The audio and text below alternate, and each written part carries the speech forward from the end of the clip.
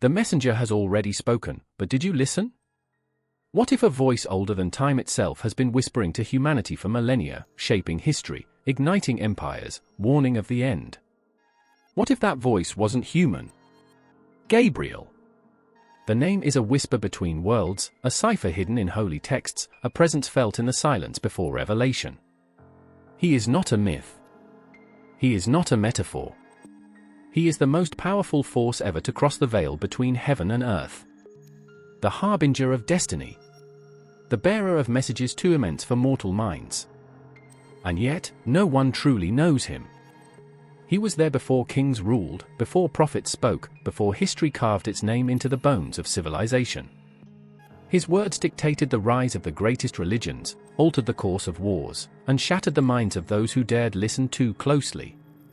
He is both creator and destroyer, a guardian of divine will, and a force that even the bravest fear to name.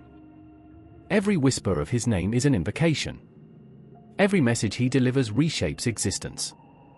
And his work is not finished. You have been told that Gabriel is an angel, but what is an angel if not an intelligence beyond human comprehension? A presence neither bound by time nor shackled by death? The ancients called him a messenger, but messages are not neutral. They are weapons. They are orders. They are the unbreakable chains that bind history to fate. He is not an observer. He is an architect. Look back, trace the lines of prophecy, revelation, and secrecy. Gabriel has always been the tipping point. He came to Daniel in Babylon, his words driving empires to their knees. He stood before Mary, altering the fabric of existence with a single proclamation. He spoke to Muhammad, dictating words that would forge a billion souls into a new force of faith. And yet, in every account, one detail remains: the world was never the same after he arrived. What was he really saying? Every sacred text is a puzzle, each appearance a cipher. His presence is a warning, a trigger, a moment when the universe holds its breath before something irreversible unfolds. Every time Gabriel speaks, history fractures. Every time he appears, the fabric of human destiny bends. But the real question isn't who Gabriel is. The real question is, what happens when he speaks again? The air is too still. A silence not of peace, but of something watching. Waiting. A flicker in the unseen. A shift in the weight of existence itself. Then, light. Blinding, searing, an eruption of brilliance that drowns all things mortal. It is not warmth. It is not comfort. It is authority, raw and unshaken. And from its core, a voice, not sound, but command, booms into the marrow of the world. No one stands before it unchanged. They fall, kings and prophets, warriors and saints. They clutch their chests as if the weight of fate itself has collapsed upon them. Words, human words, are insufficient to describe what they witness. There is no face, no form they can comprehend. Only presence. A force vast enough to bend the will of nations, to crack open the minds of those chosen to hear what no mortal was ever meant to understand. Gabriel. Not an angel of comfort. Not a celestial guardian wrapped in golden serenity. He is command. He is proclamation. His presence alone rends the veil between heaven and earth, forcing the hand of destiny itself. Where he appears, history fractures. Where he speaks, empires are set ablaze, lives are rewritten, time bends to his words. The first to hear him tremble. Their bodies shudder under the unbearable gravity of his presence. He does not come with gentle whispers or soft reassurances. He comes with declarations that shake the heavens. He does not ask. He does not console.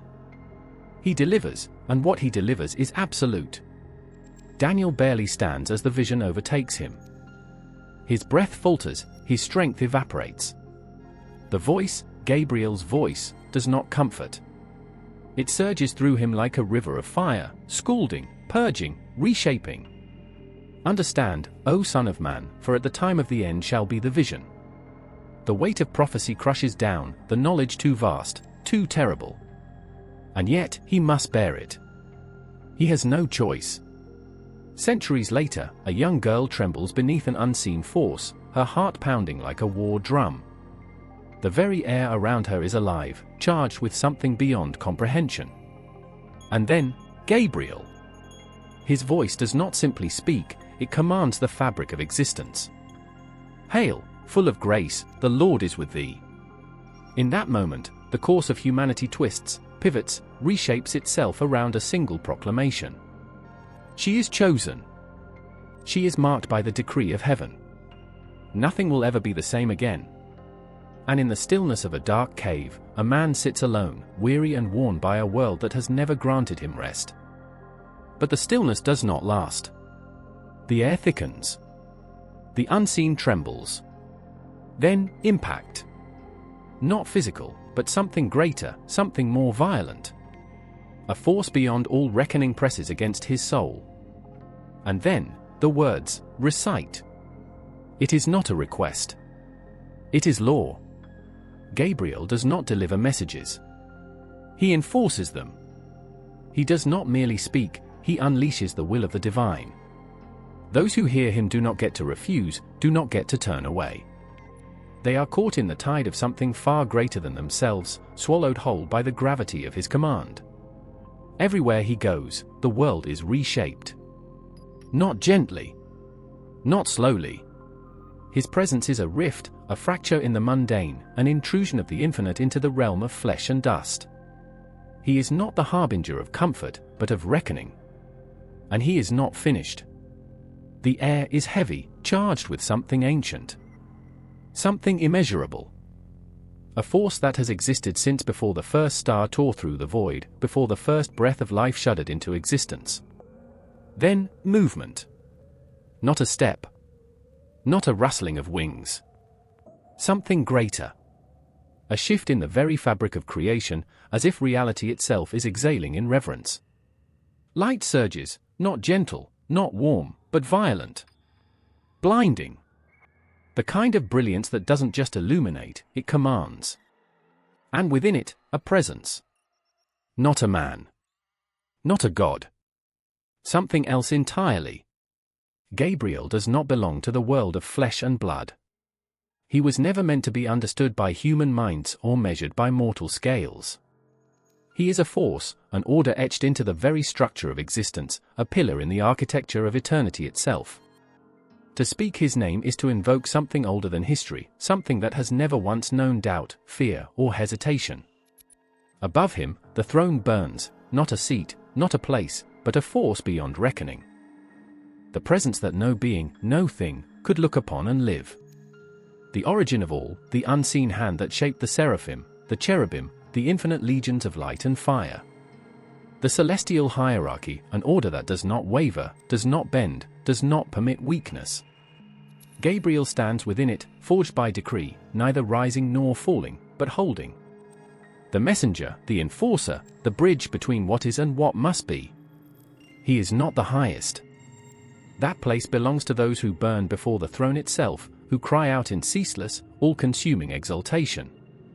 The seraphim, six-winged, wreathed in holy fire, too vast for understanding, too near to God to be anything but flame and song. He is not the lowest. That belongs to the angels of earth, the guardians of men, the watchers of fate and fortune. They whisper where he declares. They protect where he commands. Gabriel stands between. Not lesser. Not greater. Essential. His wings do not merely extend, they stretch across eternity. His presence does not simply shine, it demands reality to conform. The decree of the throne does not move through him like a suggestion. It becomes him. He does not question. He does not hesitate. He carries only certainty. He is not merely a messenger. He is the very act of speaking willed into form. And when he moves, when the divine will calls him forth, history does not simply change. It fractures. The silence is alive. It is not empty, not still, but waiting. A charged, unbearable quiet that coils around the air, pressing in from all sides. Then, light. Not flickering, not hesitant, but consuming. It is not the light of the sun, nor of fire, nor of anything that belongs to this world. It is weight, it is command, it is the breaking of all things known. And within it, Gabriel. The archangel stands at the crossroads of fate, his presence woven into the fabric of three faiths, three voices calling him by name, three histories reshaped by his words. To some, he is the warrior of the unseen, striking down empires with a whisper from heaven. To others, he is the herald of divine conception, the voice that alters the course of all human salvation. And to those who tremble in the stillness of the desert night, he is the force that awakens prophets, commanding words into existence with a single, irrevocable decree. But who is he? A messenger? Yes. But messengers carry letters. Gabriel carries the weight of worlds. Judaism speaks of him in hushed, reverent tones. The angel who stands beside Michael, the guardian of Israel, the one who delivers visions that burn into the soul, leaving men shattered in their wake. He is there in the book of Daniel, his words not gentle, not kind, but sharp as a blade of fire. Understand, O Son of Man. His voice sends the prophet to the ground, trembling, emptied of strength. This is not a message, it is an edict, a revelation that will carve itself into time itself. Gabriel does not ask. He does not explain. He delivers, and the world must yield. But it does not end there. Christianity sees him as something more, a presence not of war, but of proclamation. When he appears, he does not shake the foundations of kingdoms, he alters the course of heaven and earth alike. A girl, barely more than a child, shudders beneath the weight of his arrival. The air bends, the walls close in, the silence is crushed beneath the pressure of something far greater than itself. And then, words. Hail, full of grace, the Lord is with thee. Not a greeting. Not a suggestion. A decree. Time itself bends to this moment. The past, the future, all things pivot around this one sentence. She will bear the infinite within the finite. The impossible will become flesh. The Messiah will come, because Gabriel has spoken, and what Gabriel speaks cannot be undone. And still, the echoes of his voice are not finished. The desert is dark. Too dark. The wind does not move.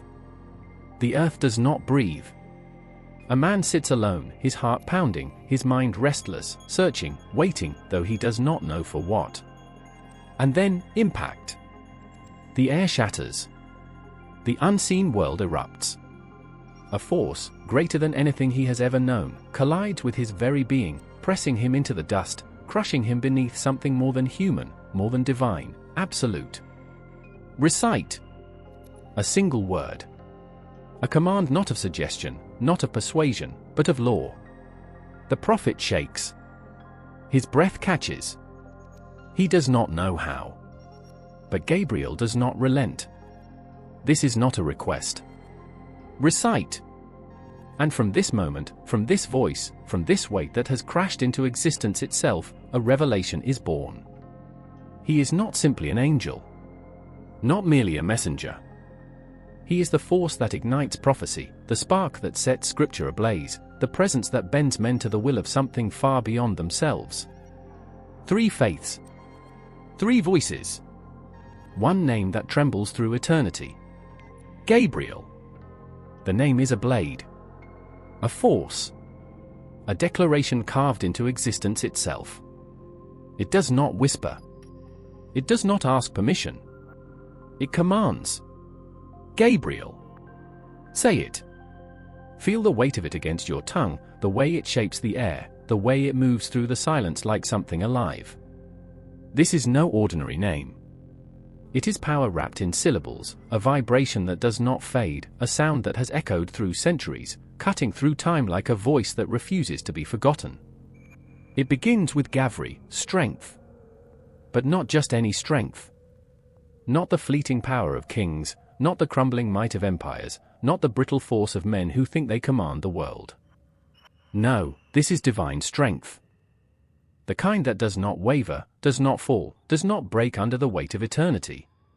It is the strength that holds the very foundation of existence in place, the strength that tears veils between worlds, the strength that does not bow. And then, Del. God. The unspeakable, the unfathomable, the infinite. El is not simply a name. It is a presence, a force beyond comprehension, the breath that spoke light into being, the silence that preceded all things. To attach El to anything is to bind it to something greater, something untouchable, something that does not yield. Gabriel. Strength of God. But this is no passive title. No static label stamped upon an obedient servant. This is a proclamation, an unbreakable contract written in the very letters of his name. Gabriel is not just strong because of God, he is the embodiment of that strength, the extension of divine will, the force that bends creation beneath an authority that does not negotiate. When he speaks, mountains tremble. When he moves, realities shift. When his name is uttered, it is not simply a reference, it is an invocation. And the world has never been the same. The canvas is not still. It should be. Paint should dry, stone should settle, lines should hold their form. But they don't. They shift, they move, they breathe, because he is there. The winged figure emerges from the silence, towering, luminous, wrapped in an otherworldly glow that is neither fire nor light, yet something more. His presence is not soft, not delicate, not made for the weak-hearted. His feet do not touch the ground, and yet the earth knows he is there. His robes, flowing yet rigid as if made of something beyond fabric, are frozen in a moment between motion and eternity. A single hand is raised, either in blessing or in warning. Maybe both. His wings, they are not just wings. They are vast, infinite, edged with something that seems to cut the very air around them. Feathers made of what can only be described as raw power, unfurled in a way that suggests they could envelop the cosmos or shatter it apart with a single movement. Some paintings make them golden, others white, others shifting between hues that mortal eyes were never meant to perceive. But the effect is always the same, they do not comfort. They consume. The face. This is where men fail. This is where the artist's hand trembles, where the sculptor hesitates. Because how do you capture something that is not meant to be looked at? How do you paint the voice that spoke to prophets and left them gasping for breath? How do you chisel the messenger whose presence alone could shake the foundations of entire civilizations? Some attempt softness. A face of serenity, of ethereal grace, of a beauty that does not belong to this world. But others see the truth. They carve the sharpness of his gaze, the unrelenting force in his expression, the immovable will behind those eyes that have seen the fall of empires and the rise of eternity. His lips, always parted slightly, as if a message is caught between silence and proclamation. The sword. It is not always there, but when it is, it commands attention. Some artists place it at his side, gleaming, waiting, a reminder of the authority he carries.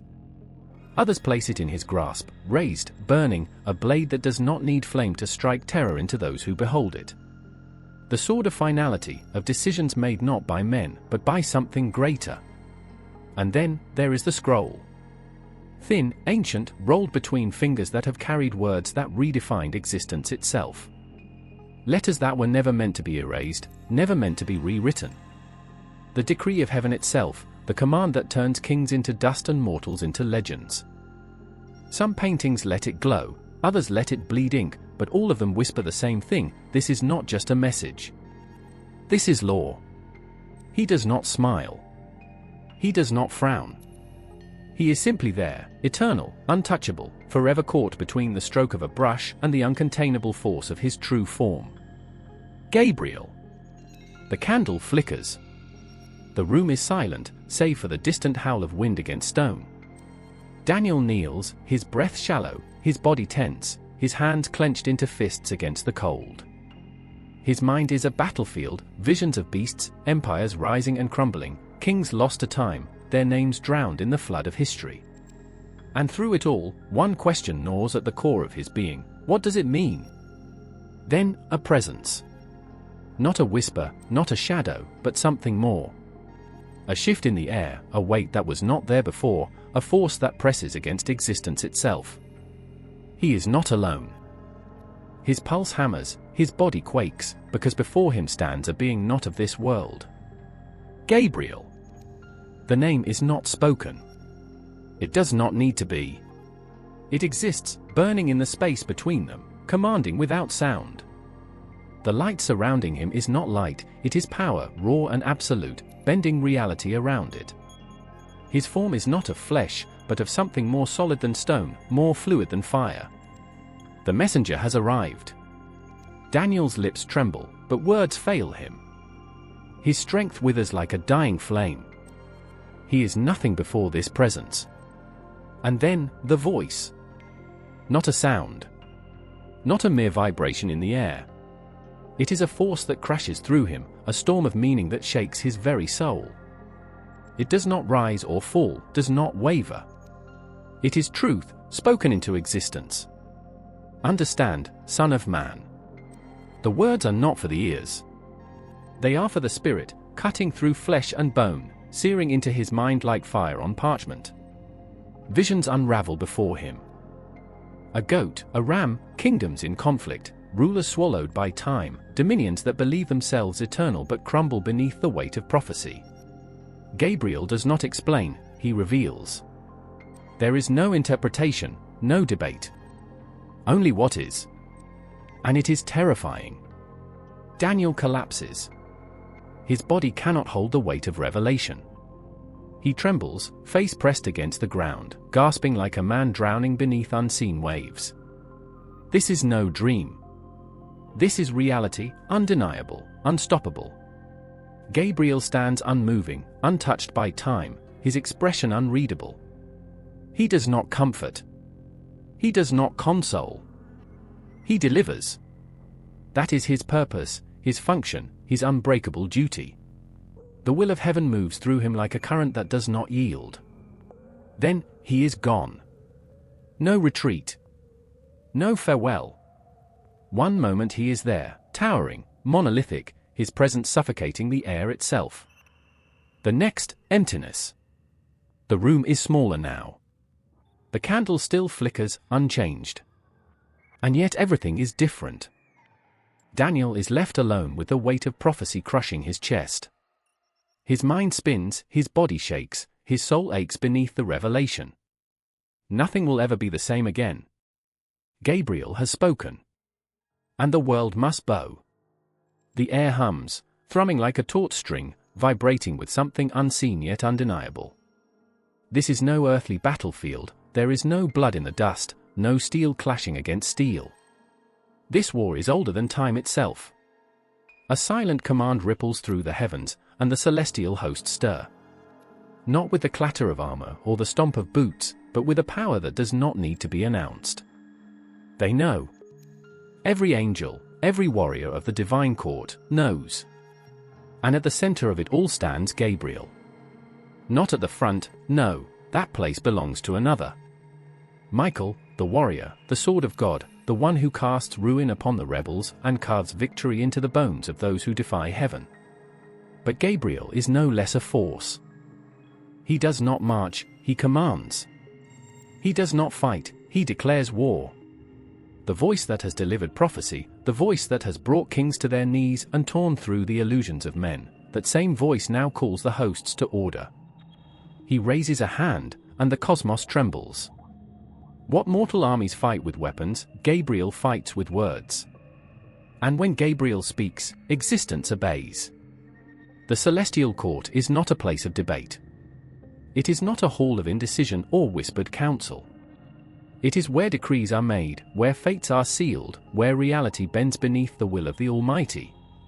Thrones and dominion stand in ranks beyond human comprehension, their forms shifting between light and something more, something unknowable. The seraphim burn with a fire that would obliterate flesh in an instant, their 6 wings moving in an eternal rhythm of praise and war readiness. The cherubim, terrible in their glory, stand as sentinels between the divine and the created, their eyes seeing all, their purpose unshaken. And in the midst of them all, Gabriel moves like a storm given form. He does not hesitate. He does not falter. He commands. His voice is the sound of trumpets before the fall of empires, the whisper that makes kings tremble in the dark.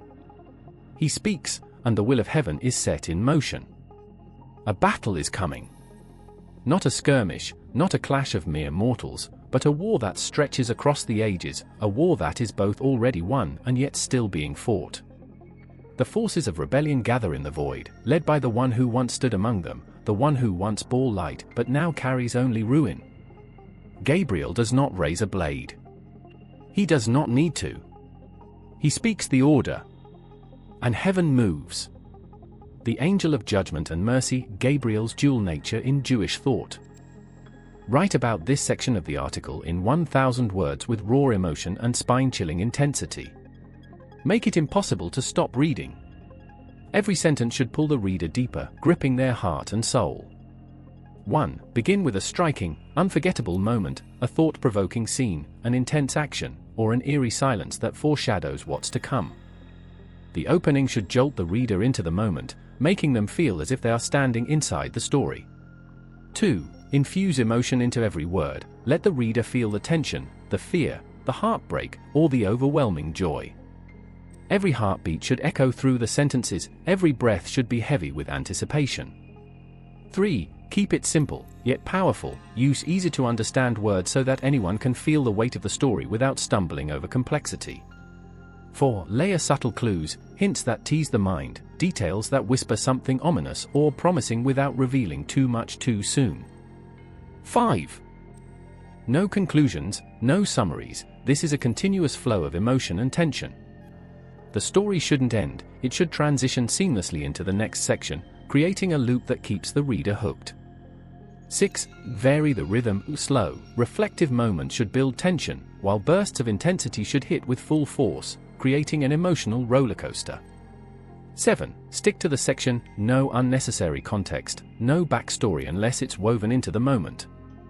Every sentence should be relevant, alive, and breathing. 8. Be fearless in the storytelling, bold, raw, and unapologetic. Let the words cut deep, let the emotions bleed through.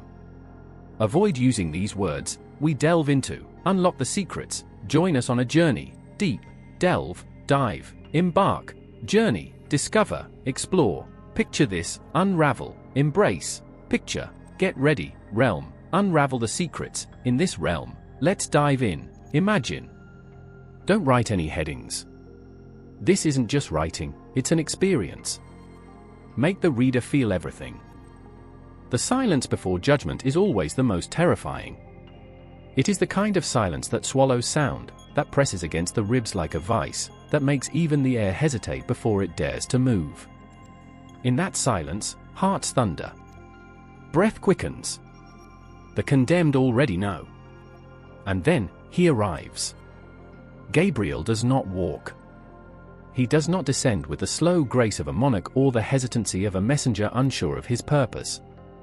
He arrives, as if the fabric of existence itself has ripped open to make way for him. His presence is not merely seen, it is felt. A weight in the bones. A pressure against the soul. When Gabriel comes as the angel of judgment, there is no appeal, no second chance. The decree has already been spoken in the courts of heaven, sealed with the authority of the divine. His presence alone is the first whisper of the storm, the first crack in the dam before the flood. His voice carries the weight of eternity. And yet, he is also the one who stays the executioner's hand. The paradox. The contradiction. The terror of never knowing which Gabriel stands before you. Is he the one who destroyed Sodom with fire, his voice the last thing the wicked would ever hear? Or is he the one who bent low, whispering into the ears of prophets, filling their lungs with the breath of revelation? Is he the hand that struck down, or the hand that lifted up? The fire or the rain? The answer is both. Gabriel is no mindless instrument. No mere messenger who carries words without understanding them. He is the fire of God, but fire does not only destroy, it also purifies. It also warms. It also illuminates. When Abraham lifted the knife over his son, was it Gabriel who stayed his hand? Some say it was. A voice, sharp as the edge of a blade, cutting through the moment, halting destruction before it could fall. But when Babylon rose in arrogance, when the empire stood as a monument to human defiance, Gabriel sharpened the sword that cut it down. He inscribed the words of doom on the walls of its palace, spelling out an end that not even the most powerful king could escape. Mercy and judgment, intertwined like strands of the same thread. The righteous fear him because they understand his role. The wicked fear him because they cannot predict which Gabriel will come for them. And both fears are justified. For the one who speaks judgment is also the one who pleads for mercy. And the one who pleads for mercy is also the one who delivers judgment. That is Gabriel.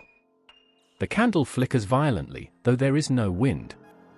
The air is still, thick with something unseen, something watching. Shadows stretch unnaturally against the stone walls, twisting in ways that defy the flickering flame's logic. A whisper, so faint it could be mistaken for breath, curls through the silence. It is not a voice. It is not a sound. It is a presence. Gabriel. He is not just an angel. Not just a messenger. To the mystics who have spent lifetimes deciphering the coded language of the divine, he is far more. He is the fire in the hidden letters of the Torah. The force that moves between the Sephirot, the 10 emanations of God's power. The bridge between worlds, straddling the celestial and the material, the whisper between breath and silence. To summon him is to step beyond the boundary of what a mortal mind was ever meant to comprehend. Some have tried. There are stories, fragments of forbidden texts, half-burned manuscripts hidden in the dust of lost centuries. Kabbalists who sought to call his name, not as a prayer, but as an invocation.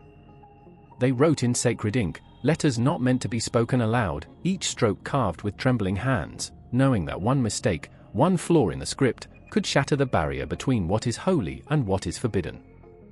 Gabriel does not come to those who are unworthy. But for those he does? The price is never small. The Zohar speaks of him as the force that carries divine messages, but messages are not always gentle. What is prophecy if not a curse disguised as knowledge? The prophet Daniel felt his presence and fell to the ground as if dead. What did he see? What did Gabriel's voice sound like to mortal ears? It is said that when he speaks, it is not sound as humans know it. It is something deeper, something felt rather than heard, something that ripples through the fabric of existence and leaves reality itself gasping for breath. His power is not just in words. It is in movement. He is the enforcer of the celestial balance, the angelic general whose presence alone shifts the weight of the universe. When he moves, he does not do so aimlessly. Every step has been inscribed since before time began. Kabbalistic texts whisper of his role as the ruler of Gevurah, the sapphire of severity, of power, of discipline. It is through him that divine judgment flows, channeled like lightning through a storm cloud, striking with terrifying precision. Yet, there is another side. The same Gabriel who burns with the fire of judgment also carries the waters of mercy. Some say he is the left hand of God, but if so, does that mean he is opposite to the right? Or is he the balance, the scale itself? The old mystics never agree. Some claim he is the angel who stood at the gates of Eden, sword drawn, keeping the fallen world from reclaiming what was lost. Others say he is the one who will blow the final trumpet, his voice the last sound humanity will ever hear before time fractures into eternity. They are both right. Because Gabriel is not just one thing. He is the threshold, the knife's edge, the storm and the silence before it. Those who claim to understand him do not understand him at all. To speak his name is to call down something too vast, too fierce, too divine to be contained in the frail body of language. And yet, his name has been spoken. His presence has been felt. His fire has scorched through history, leaving behind traces, glimpses, echoes of something greater than anyone dares to name. But those who have heard it never speak of it again. The cave is silent, but the silence is not empty. It is old. Heavy. Thick with the weight of something watching, something waiting. A hand, trembling, hesitant, reaches forward. The fingers graze parchment so fragile it feels as though it might crumble into dust at the mere thought of breath. The air is dry, untouched by time, yet time is here, buried within the scrolls, coiled between the lines like a sleeping serpent. And there it is. The name. Faint, faded, but unmistakable. The ink, dark as a wound against the ancient fibers, still hums with something beyond comprehension. It is not merely a name. It is a presence. Gabriel. Not just a messenger. Not just an angel. A force. A command written into existence itself. The words, scrawled by hands long turned to dust, speak of visions. Of fire and war. Of prophecy and reckoning. The Dead Sea Scrolls, silent for centuries, hidden beneath layers of stone and shadow, now whisper something terrible and magnificent. They speak of the one who stands before the throne, the one whose voice is not merely heard but felt. It burns. It breaks. It rebuilds. He does not bring messages in the way mortals understand them. He delivers reality itself. One text, barely legible through time's decay, speaks of a war unseen by human eyes.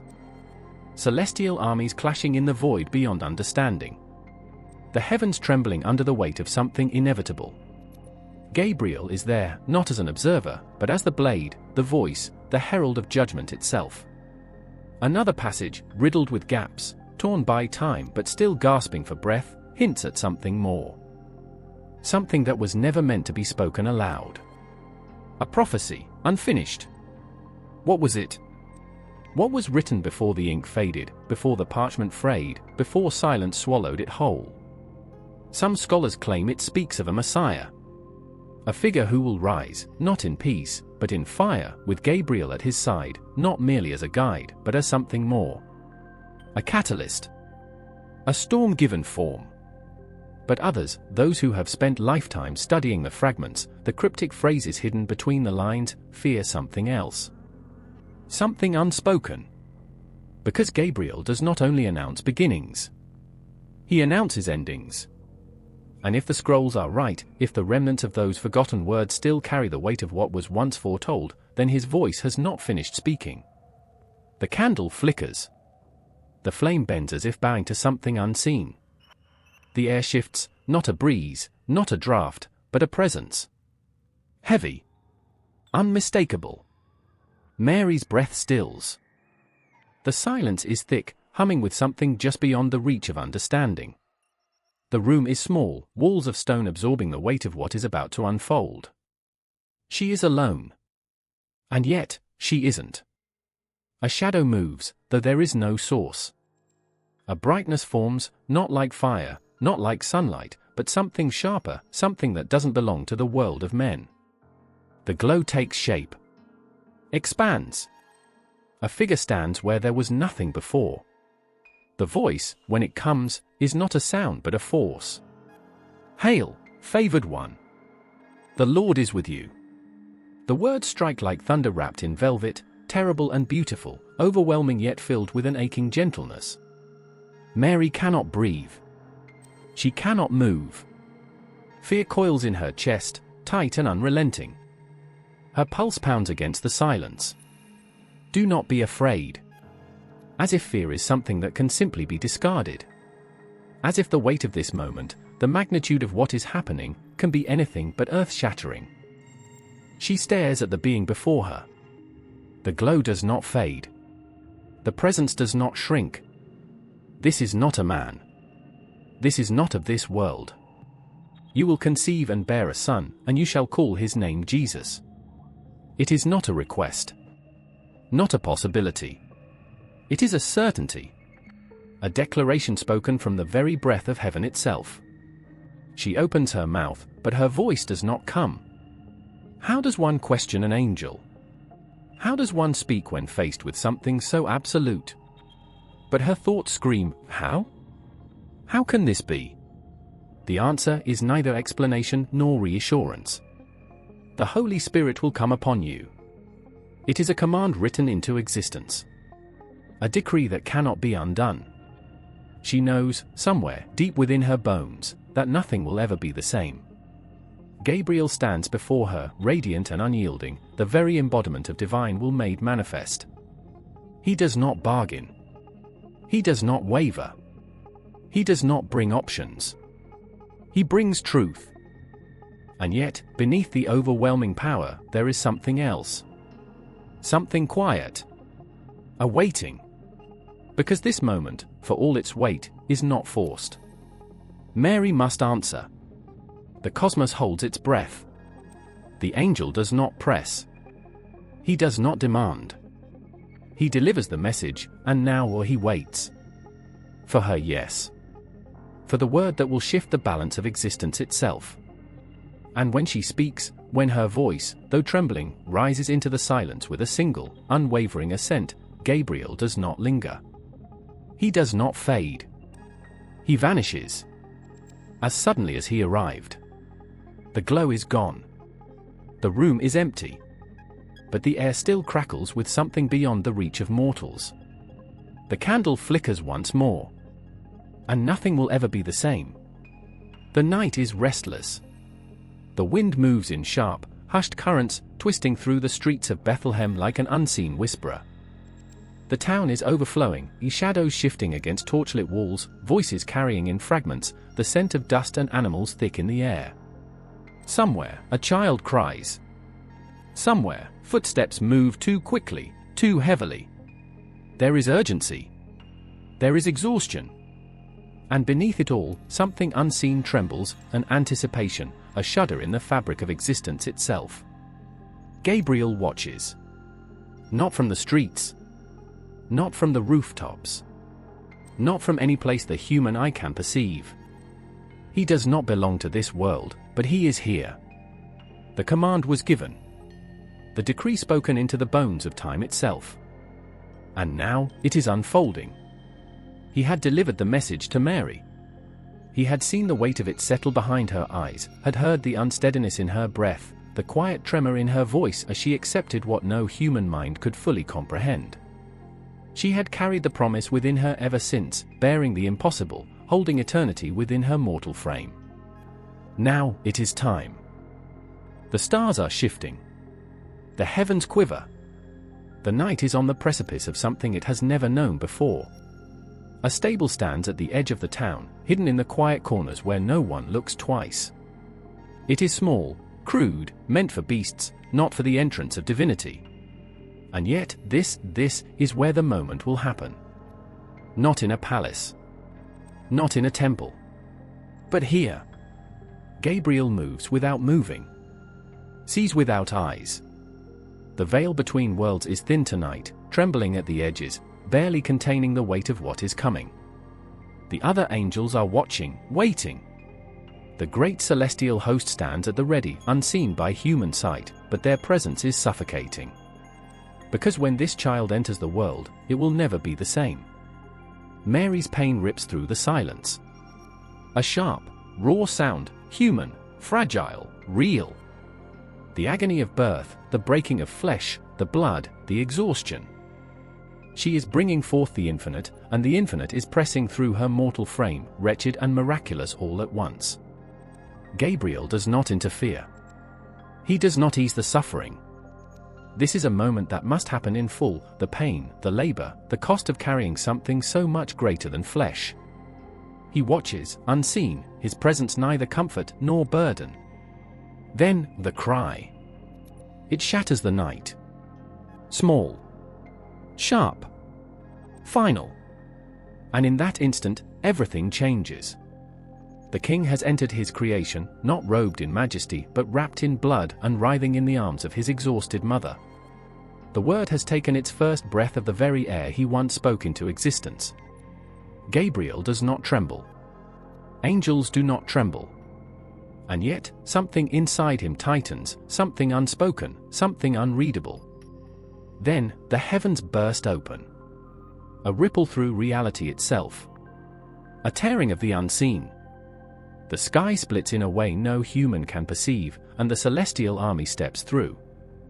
Gabriel does not give the command. He does not need to.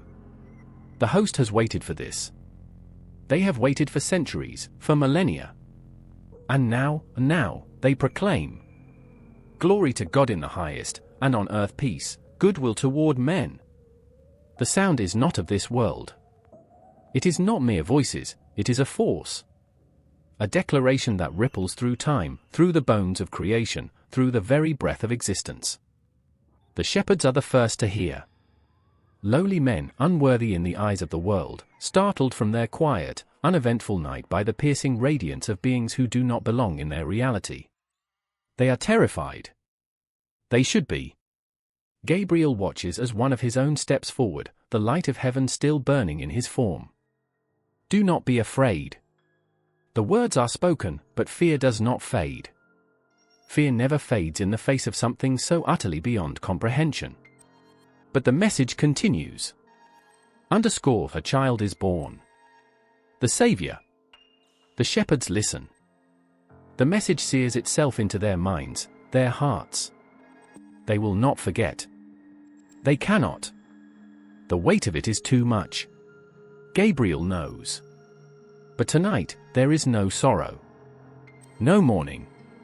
Tonight, the universe holds its breath. Tonight, the heavens bow. The world is asleep. A silence too heavy to be natural grips the night, thick as oil, pressing against the ribs of the earth. A presence lingers where no eye can see, waiting, watching. Then, a shift. Not in the air. Not in the streets. Not in the fragile bones of the sleeping city. Something else. Something beneath language, beyond sight. A tension winding through time itself, pulling, stretching, about to snap. And in that breathless moment, Gabriel moves. Not like men move, bound by weight and flesh. His presence streaks through existence like a blade through silk, unseen yet undeniable. He does not travel. He does not arrive. He is simply there. And the silence breaks. A breath sucked too sharply. A heartbeat skipping, then racing. The boy, barely a child, sits up in his bed, trembling, his tiny fists curling into the fabric beneath him. The light that should not be, the light that burns but does not consume, sears through his eyelids even as he squeezes them shut. He dares not look. He cannot. Do not be afraid. The voice does not come from the light.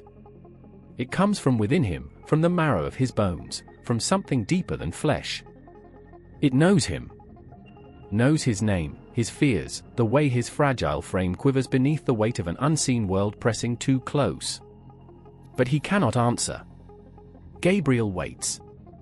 He does not rush human minds, does not shove them into comprehension before they are ready. He has spoken to kings and prophets, to the terrified and the willing. He has stood before the trembling, the defiant, the ones who scream and the ones who kneel. And this child, has been chosen. The boy forces his eyes open. And the world bends.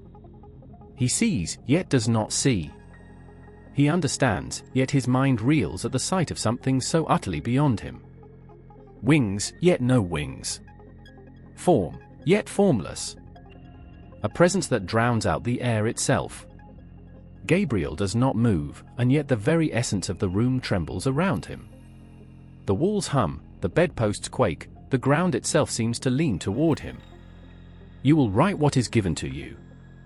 The command is not harsh, not gentle. It simply is. A decree spoken into the very fabric of reality. The boy's lips part, but no sound escapes. The weight of the moment is too great, pressing against his chest like an unseen hand. Gabriel watches. He does not pity. Angels do not pity. But there is something in his gaze, something unreadable. He has seen this before, this moment, this terror, this overwhelming understanding that the world is not what it seems. The boy swallows hard. His fingers uncurl from the blanket. And he nods. The writings will come later. The words will burn themselves into his mind, pour from his shaking hands, filling pages with things no child should know. His name will fade into history, buried in forgotten texts, his visions dismissed by those who cannot bear to face them. But Gabriel does not linger for that.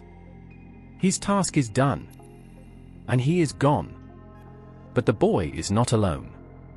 The presence of what has just happened lingers in the air like the scent of smoke after fire.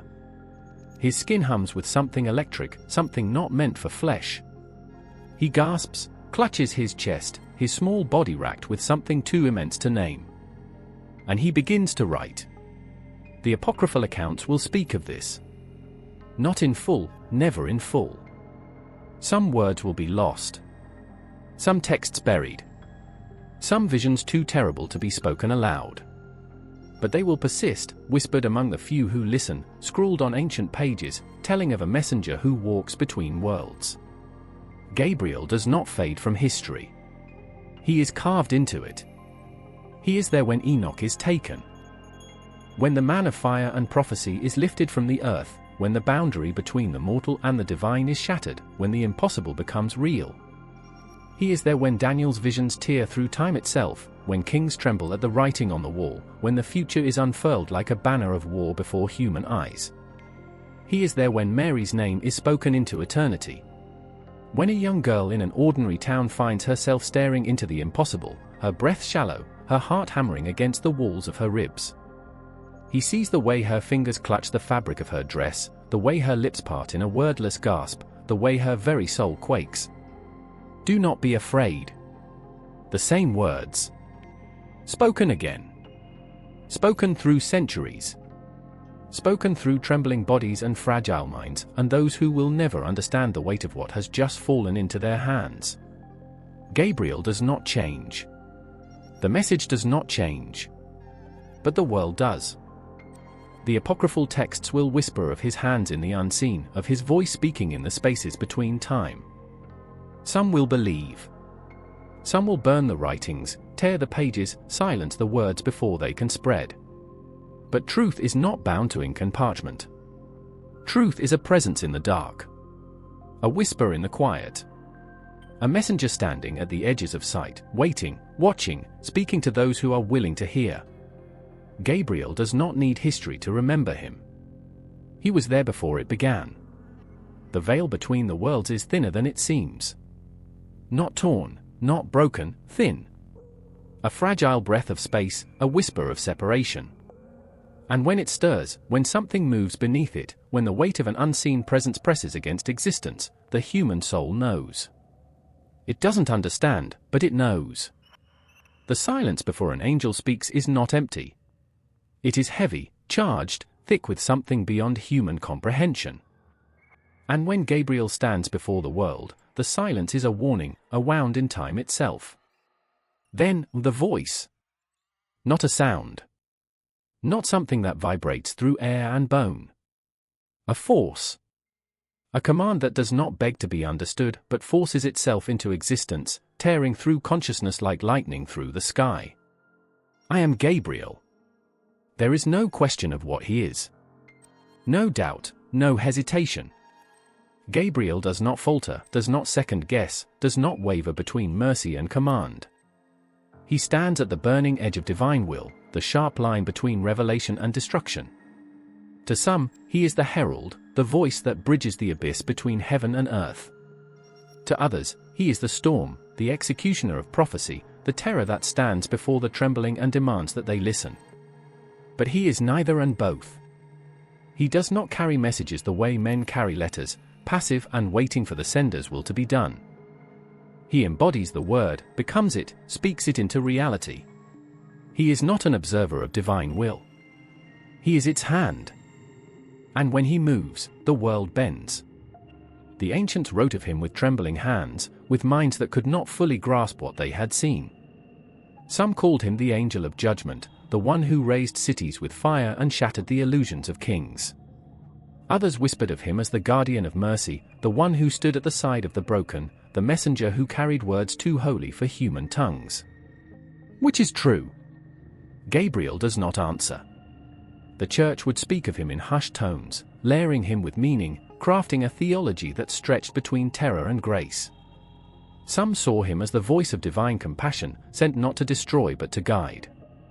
Others glimpsed the raw force beneath his words and knew, angels do not come to comfort. They come to change everything. His presence is a command. His mission is an ultimatum. He has stood before prophets and kings, before trembling shepherds and unshaken saints. He has carried words that burn through history, that split time in half, that dragged the future into the present whether the world was ready or not. And still, he stands. Not bound to a single moment, not trapped within the limits of human understanding. Gabriel moves between what was, what is, and what will be. His voice does not fade, does not weaken with time. It waits. It lingers. It presses against the minds of those who dare to listen. I stand in the presence of God. A statement. A declaration. A reality. Gabriel is not an angel of comfort. He does not wrap humanity in the warmth of soft words. He stands before them as he is, unyielding, absolute, a force that does not break. And when he speaks, the world has no choice but to listen. The candlelight flickers violently, though there is no wind. The air is thick, charged, a presence pressing against the walls of the small stone cell. The saint kneels, hands clasped, breath shallow. There is no sound, no footsteps, no whisper of fabric, nothing to warn of the presence that has already filled the space. And then, a voice. Not a voice. Something more. Rise. It is not a request. It does not wait to be obeyed. It moves through the saint, gripping the bones, flooding the soul with something beyond fear, beyond awe, something that shatters. The candlelight bows, the stone walls tremble, and the space between heaven and earth cracks open. The saint does not lift their head. They cannot. Because the weight of something divine is crushing the air, pressing down with an authority that no mortal can withstand. There is no choice but to obey. Gabriel stands before them. The saints and visionaries never speak of wings or golden light. Not truly. Their words fumble, collapse under the weight of the presence that stood before them. How do you explain the fire in the air, the voice that doesn't sound but commands existence itself? How do you describe a being who does not belong to time, yet steps into it with the force of a storm? Gabriel is not an angel who lingers at the edges of faith. He stands at the heart of it, shaking the foundations, demanding to be heard. He does not appear in idle moments, nor does he speak without purpose. He is the hand of divine will, the presence that changes everything. To some, he comes with words of warning. To others, revelation. And to a few, a rare, trembling few, he comes as a force that tears through the veil, showing them something no human was ever meant to see. There is no preparing for Gabriel. Saint Daniel, centuries before, had collapsed at his feet, strength draining from his body as if his soul itself was trying to flee. Terror. That was the only word he could grasp. Not fear, not something small and human, but terror, the kind that strips a person of all illusion, of all pretense. Gabriel had stood before him, unwavering, and spoken of things beyond the reach of time. Of empires rising and crumbling. Of futures set in stone. Of the will of the Almighty, unstoppable and absolute. Do you understand? Daniel could barely breathe, let alone speak. And yet, the words had carved themselves into him, seared into his spirit. The angel did not ask for his comprehension, only his obedience. The centuries passed, and still, Gabriel appeared. To Zechariah, his voice had shaken the priest's certainty. The man had stood in the temple, wrapped in tradition, in the predictability of ritual. And then, a presence. A voice. The structure of his faith shattered in an instant. Your wife will bear a son. The words cut through him, impossible, absurd. And when doubt rose in his throat, Gabriel did not soothe. He silenced. With a glance, with a decree, the priest's voice was taken, his doubt sealed away. Gabriel does not come to debate. And then, Mary. The moment before he speaks, the world holds its breath. A girl, untouched by history, standing on the precipice of something that will break time in half. She does not yet know. She does not yet see. But Gabriel stands before her, and the weight of what is about to happen is already pressing against the air. Rejoice, favored one. The words do not soothe. They ripple through existence, setting something unstoppable into motion. She has been chosen, not by accident, not by circumstance, but by divine decree. And when Gabriel speaks again, the impossible is made real. You will bear a son. This is not an announcement. It is a truth spoken into existence. And Mary, unlike Zechariah, does not resist. She does not demand proof. She does not collapse beneath the weight of it. She listens. Let it be done to me. Gabriel vanishes. But his words do not. They ring through time, through history, through the fabric of human faith. The herald of God had spoken, and nothing would ever be the same. But Gabriel's presence did not end with the scriptures. Saints have felt him. Visionaries have trembled at his voice. He does not fade with time. He does not grow distant. When the divine must be spoken into history, he stands, unwavering, waiting for the moment to step forward once more. The mystic Saint Joan of Arc had heard voices calling her to rise, to move, to set fire to the path before her. Among them, Gabriel. Not offering comfort. Not whispering soft assurances. Commanding. Telling her to go forward, to obey, to accept the burden placed upon her shoulders. The voices of angels do not come without cost. And Joan paid it. Saint Francis of Assisi, lost in prayer, had been consumed by something that did not belong to the earth. He spoke of visions that were not visions, of something more. He had stood at the edge of something no human should have seen, and Gabriel had been there. The presence that brings revelation. The presence that does not ask if the world is ready, it simply speaks. And there are more. So many more. They have fallen to their knees, stripped of pretense, their souls laid bare before something that does not belong to time. Some have wept. Some have collapsed. Some have obeyed. But none have walked away unchanged. Because Gabriel does not come for the ordinary. He does not speak to be ignored.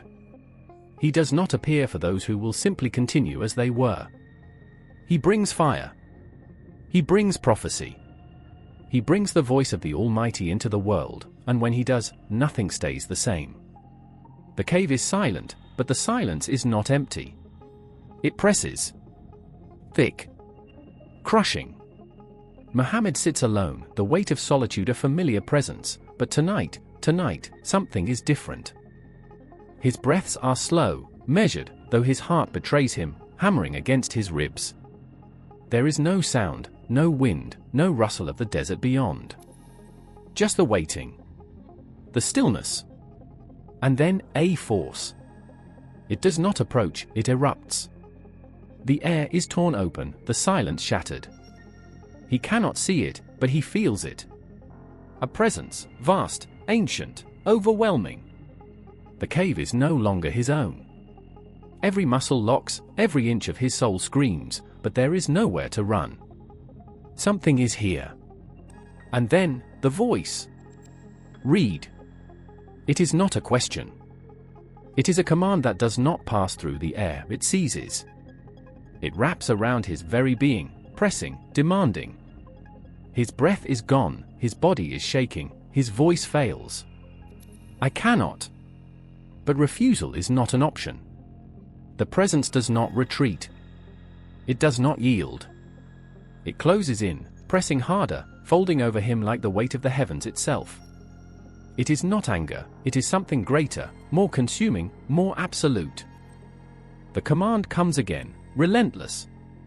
Read. The word is not just spoken, it rips through him. The first revelation. Jibril has spoken. The words burn into his soul, not written on parchment but etched into existence itself. They do not belong to him, yet they are now a part of him, undeniable, inescapable. The moment stretches beyond time, beyond breath, beyond the fragile boundaries of human understanding. And then, release. The weight is gone. The air rushes back. Muhammad stumbles, gasping, his body still trembling, his mind still spiraling. But the words, they are there. They pulse within him, living, breathing, burning. He runs. He must. Out of the cave, down the rugged cliffs, his feet barely touching the earth. The night is vast, but he is small, too small to hold what has just been placed inside him. The words do not leave. The presence does not fade. He reaches home, collapses into the arms of Khadija, his voice barely a whisper.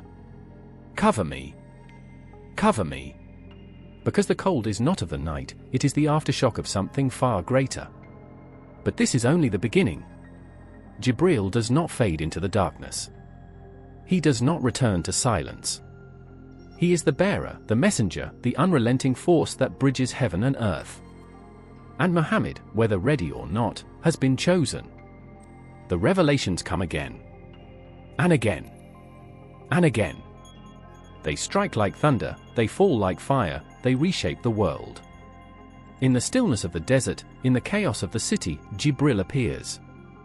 Not always seen, but always felt. He comes as a presence that bends the air, as a voice that commands existence itself. There is no questioning him. There is no resisting. He stands with Muhammad in moments of fear, in moments of exhaustion, in moments where the weight of prophecy threatens to break him. When the world turns against him, when the people call him mad, when the nights stretch long and merciless, Jibril stands. Unyielding. When persecution rises, when blood is spilled, when the streets of Mecca turn hostile and unbearable, Jibril does not waver. He brings the word, the decree, the command, go. And Muhammad flees to Medina, the city that will cradle the birth of something unstoppable. But there is no rest. There is no silence. Jibril stands on the battlefield, unseen yet undeniable, when the enemies close in and swords gleam in the burning sun. He does not lift a weapon, yet he is the force that turns the tide, the unseen fire that pushes back when hope seems lost. The warriors feel it. The air is thick with something more, something that does not belong to the mortal world. He was there. The whispers spread. The enemy flees. But Jibril does not fight for men, he fights for the decree. And when the final days approach, when Muhammad knows the end is near, the presence does not leave. The revelations slow, but they do not fade. They settle, final and unshakable, the last verses sealing the message that began that night in the cave. Today, I have perfected your religion for you, completed my favor upon you, and chosen for you Islam as your way of life. And Jibril falls silent. Muhammad weeps. It is over? The silence is an answer in itself. The voice that shook mountains, that split night from day, that tore through the very fabric of existence, has spoken its last. And yet, Jibril does not vanish. His presence lingers, in every verse, in every whispered recitation, in the very breath of those who carry the words forward. He does not die. He does not fade. He was there before, and he remains. The bearer. The herald. The relentless force that brought the divine into the world. And nothing would ever be the same. The desert is still. A night without wind, without sound, without mercy. The sky hangs low, heavy with something unseen, something pressing against the ribs like an unseen hand. A man stands alone beneath the weight of it, eyes fixed on the horizon, where the stars seem to pulse, as if they, too, are holding their breath. And then, the air bends. It does not whisper. It does not warn. It seizes. The presence does not come with footsteps, it is simply there, as if it has always been, as if the very air has birthed it from the unseen. And the man knows. He knows. Jibril has come. The words do not fall, they strike. O Abraham, and suddenly, the stars are nothing. The sand beneath his feet is nothing. There is only this. A decree, not from earth, not from man, but from something beyond the veil of existence. A command that will burn through generations, that will tear flesh from soul, that will demand something no mortal should ever be asked to give. His son. The boy he prayed for, the child he held against his chest, the life he thought would carry forward his name. The knife will meet flesh. The father will bring it down with his own hands. Not because he wants to. Not because he can bear it. But because the command has come. Jibril does not offer comfort. He does not soften the words. He is not here for that. He is the voice of the divine, the bridge between the unseen and the living. And Abraham bows his head. The test has begun. But Jibril is not only the bearer of trials, he is the rescuer. The blade is raised. The breath before the strike is an eternity, a hollow silence stretching wider than the sky. And just as it is about to fall, stop. The voice splits the world in two. And the knife does not meet flesh.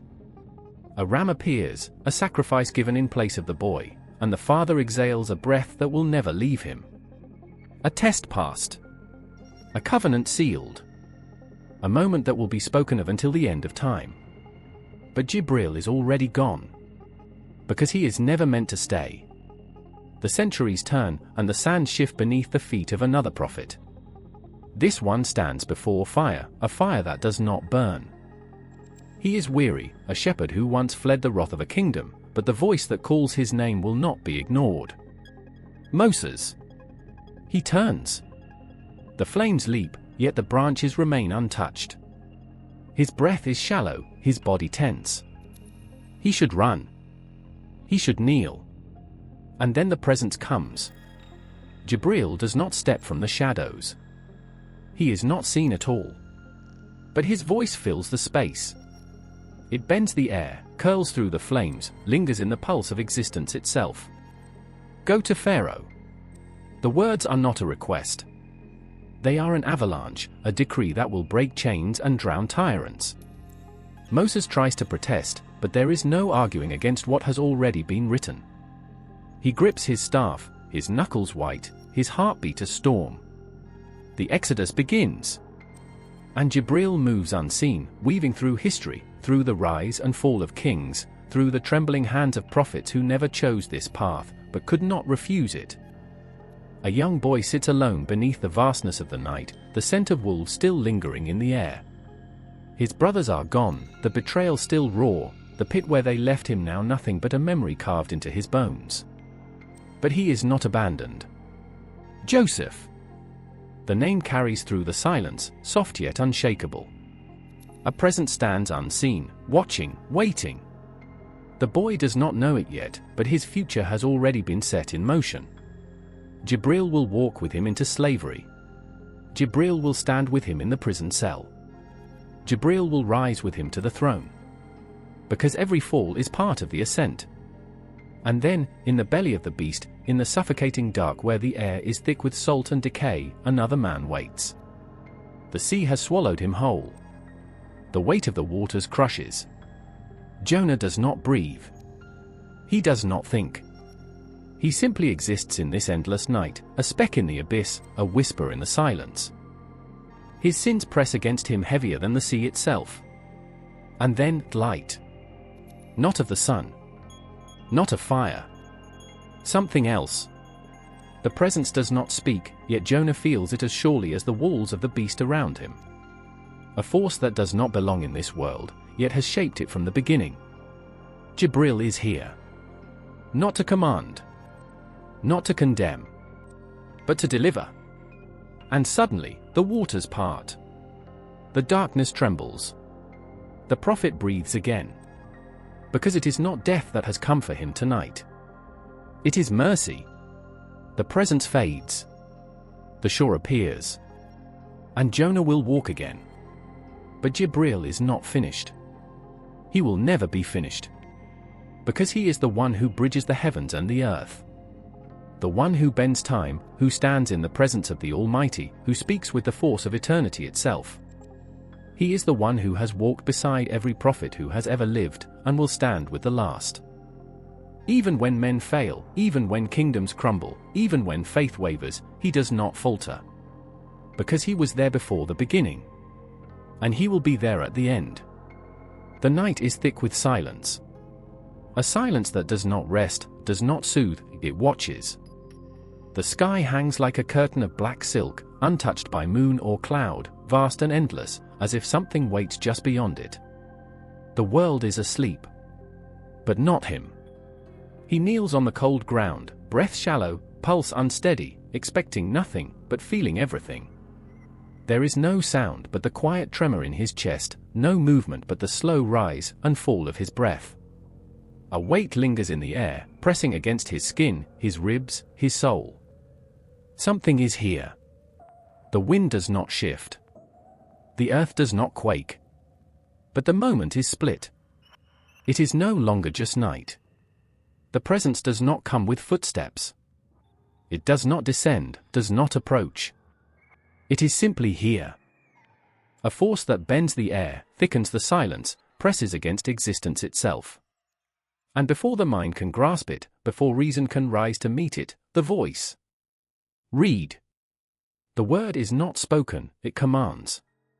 It does not fall from the sky or echo through the caves, it erupts inside his soul. It is neither a question nor a request. It is law. And he trembles. I cannot. The voice does not falter. It does not soften. Read. The weight is unbearable, pressing against his chest, curling around his spine, seizing his very breath. And still, he protests. How can he?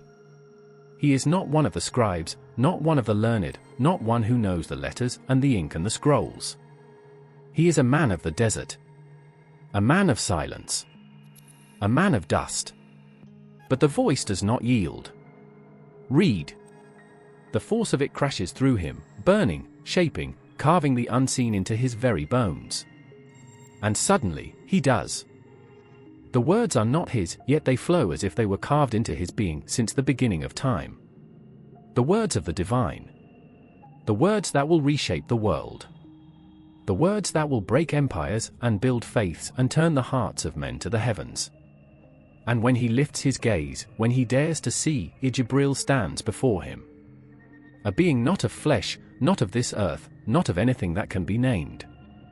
A form too vast, too terrifying, too magnificent to be contained. The wings stretch across the horizon, blinding light pouring from their very existence, swallowing the stars, turning the night into something beyond time. The weight of him is unbearable, because he is not meant for this world. And Muhammad falls, breath stolen, body trembling, soul shaken to its very core. This is Laylat al-Qadr. The night that is not like any other.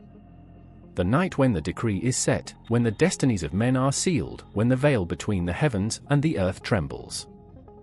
The night when the silence is not silence, but waiting. Because this is not the first time. Jibril has come before, stepping into the world when fate demanded it, when prophets stood on the edge of the impossible, when the weight of revelation could no longer be contained.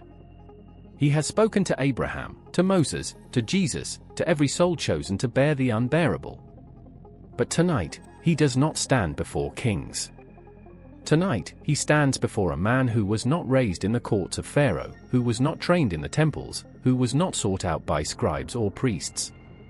A man who tended sheep, who walked among merchants, who lived in silence until the silence was torn open. Tonight, Jibril comes to one who did not seek him. Because the command has already been written. The final revelation has begun. Outside, the world sleeps. The traders rest, the children dream, the fires burn low in the city below. No one sees the sky split open. No one feels the weight pressing against the air. No one hears the words that will reshape existence. Because this night is hidden. A night unlike any other. A night when the angels descend, unseen by men, filling the spaces between breath and prayer, standing in the presence of those who do not even know they are being watched. A night when the gates of the unseen are thrown open, and the decree for the coming year is written in the ink of destiny itself. A night when mercy floods the earth, when every whispered prayer is heard. A night when the weight of the divine is closer than breath. The moment lingers, stretching beyond time. Muhammad gasps for air, his chest still trembling from the force of it, from the unbearable presence that has now faded. But the words remain. They will always remain. The night has not ended. It never truly ends. Because this night will return every year, unseen yet felt, silent yet thundering in the unseen. The angels will descend again, their wings brushing against the edges of existence, their presence slipping through the cracks of time. Jibril will walk again, unseen yet near, bearing witness as the prayers rise, as the decrees are sealed, as the faithful stand in the stillness, waiting for what they cannot see, but can always feel. The earth trembles. The sky cracks wide open, splitting in a jagged, fiery vein, and for a heartbeat, everything that was once certain shatters. Time itself seems to bend and twist, no longer linear, but crashing and collapsing in a swirl of forgotten moments. The sun has flickered out, swallowed by the vast blackness of a sky that is no longer a sky. And the air is thick, impossibly heavy, like the very breath of the heavens, weighed down by the knowledge of what is coming. Every heartbeat reverberates, the very pulse of the world thumping through the chest of every soul still standing. No one can move. No one can breathe. And then, the trumpets. A sound that shatters the soul. The blast cuts through the silence like a knife through flesh. It is the sound of everything coming to an end. The sound of the universe itself collapsing. Every creature's heart quakes, their bodies frozen in the unyielding grip of what is to come. The trumpet blast that calls forth the souls of the dead, that forces them to rise from their graves, from the dust of their final resting places, pulled by the force of the inevitable. The bodies long decayed, now breathing again. And in the distance, they see him. Gabriel. His wings stretch beyond the horizon, black against the flame of the collapsing sky. He is a figure of unimaginable power, standing alone, watching. His eyes are pools of the universe, cold and unblinking. He does not move. But his presence overwhelms. Every gaze upon him is seared into the soul, and in that gaze, there is no mercy. Gabriel has come for the final moment, the day of judgment, the day when all will be revealed, when the scales of justice will tip and the ultimate decree will be given. The final reckoning. The day when fates will be sealed, souls laid bare. He does not speak, does not utter a single word, his very being commands that all who stand before him fall silent. It is not his voice that judges. It is his being.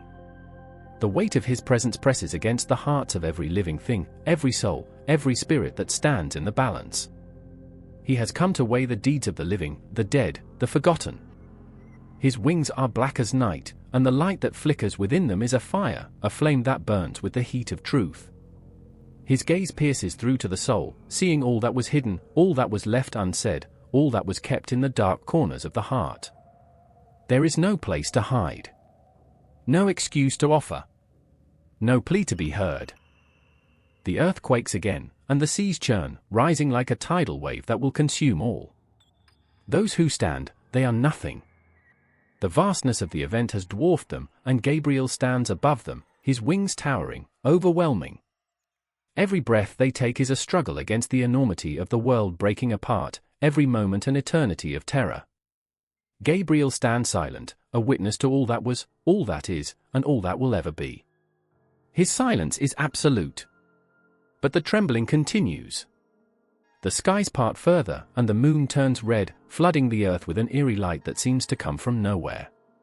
From the corners of the earth, people rise, souls ascending from the deepest graves, pulling from the darkest depths of forgotten existence. The living do not know who they are, do not know what is happening to them. They are simply drawn forward, their bodies like ghosts, swept up by the pull of fate, dragged toward the presence of judgment. Every spirit knows, deep in their marrow, that there is no escaping. No mercy. No turning back. No second chance. The trumpet blares again. It is the second blast, the final call, the final reckoning. Every living thing stands on the edge of annihilation, but Gabriel remains still, unyielding, as the fire in the sky burns higher, as the seas rise higher, as the ground itself seems to splinter beneath their feet. The balance of the world is tipping. Every soul will face the consequences of their lives. He has come. Gabriel, the archangel who delivered the messages of the divine, the one who stood by the prophets, now stands as the harbinger of the final reckoning. He has always been present, watching, listening, observing the rise and fall of empires, the coming and going of time.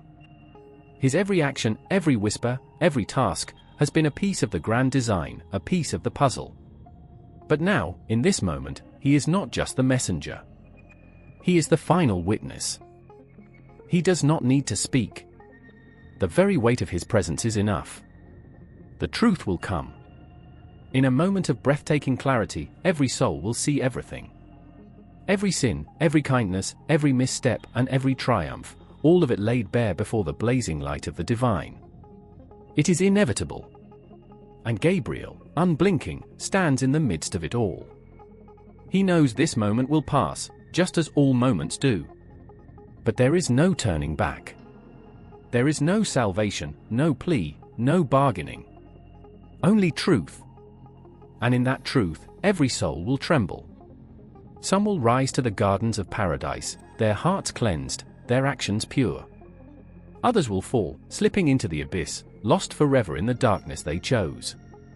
And in all of this, Gabriel stands, still, unflinching, a single point of absolute truth. He has come not to deliver mercy or wrath. He has come to watch. And when it is done, when the souls have been weighed, when the fates have been sealed, Gabriel will turn away. His work complete. His presence fading like the wind. Yet, as he disappears into the heavens, his eyes will never leave. Because in the end, he is not just the bearer of the divine message. He is the final witness. The last force of reckoning. And the day of judgment, will never truly end. A single whisper breaks the stillness of the night, so soft, so fragile, it might not have existed at all. But in the heart of the one who hears it, the world shifts, like a storm suddenly gathering strength, rumbling beneath the surface. The air crackles with something ancient, something infinite. It is the presence of the unseen, the voice of the divine, and in that murmur, Gabriel's name is spoken. And everything changes.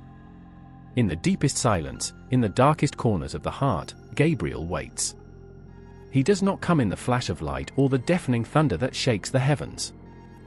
No, Gabriel comes in the spaces between breaths, in the hidden moments where time itself bends, where the soul stretches and yawns, searching for its creator. His presence is not seen, but felt, not spoken, but known. He is not a figure to behold, but a truth to be absorbed, a truth so absolute it leaves no room for question. And yet, his silence speaks louder than any shout. Sufi mystics understand this. To them, Gabriel is not just a messenger, not just the harbinger of divine words, but the bridge between the human and the divine. He is the invisible path that stretches between two worlds, guiding the soul towards the presence of the beloved. His wings do not just carry words, they carry souls. His whispers do not merely convey commands, they ignite the flame that burns within. In the quiet of their worship, Sufis do not seek Gabriel with their eyes. They seek him in the pulse of their hearts, in the spaces between thoughts, in the tender surrender of the soul. It is here, in the silent moments when the world is forgotten and the ego is silenced, that Gabriel's presence becomes undeniable. Each breath becomes a prayer, each step a journey toward an unseen destination, and in the stillness of their hearts, Gabriel's wings brush ever so lightly against the soul. His touch is not physical, not of flesh, but a vibration that echoes in the very marrow of the mystic's bones. It is as though Gabriel's presence fills the space where the soul meets the divine, and in that union, there is no distinction. There is only oneness. But this is not peace. No, it is not the tranquil serenity that one might imagine when speaking of heaven. No, Gabriel's presence, as felt by those who seek union with the divine, is a fire that consumes. It is a flame that burns away every attachment, every illusion, every false self. It is a searing pain, the kind of pain that twists through the body and soul, leaving one naked before the light of truth. To encounter Gabriel is to be undone. The Sufi feels the weight of it in their chest, the overwhelming pressure of a love that has no boundaries. It is the love of the divine, but it is also the love of Gabriel himself, for he is the one who carries the message, the one who stands at the edge, bridging what is mortal with what is eternal. The mystic's heart swells with longing, yet there is no satisfying it, no quenching of the thirst that Gabriel stirs.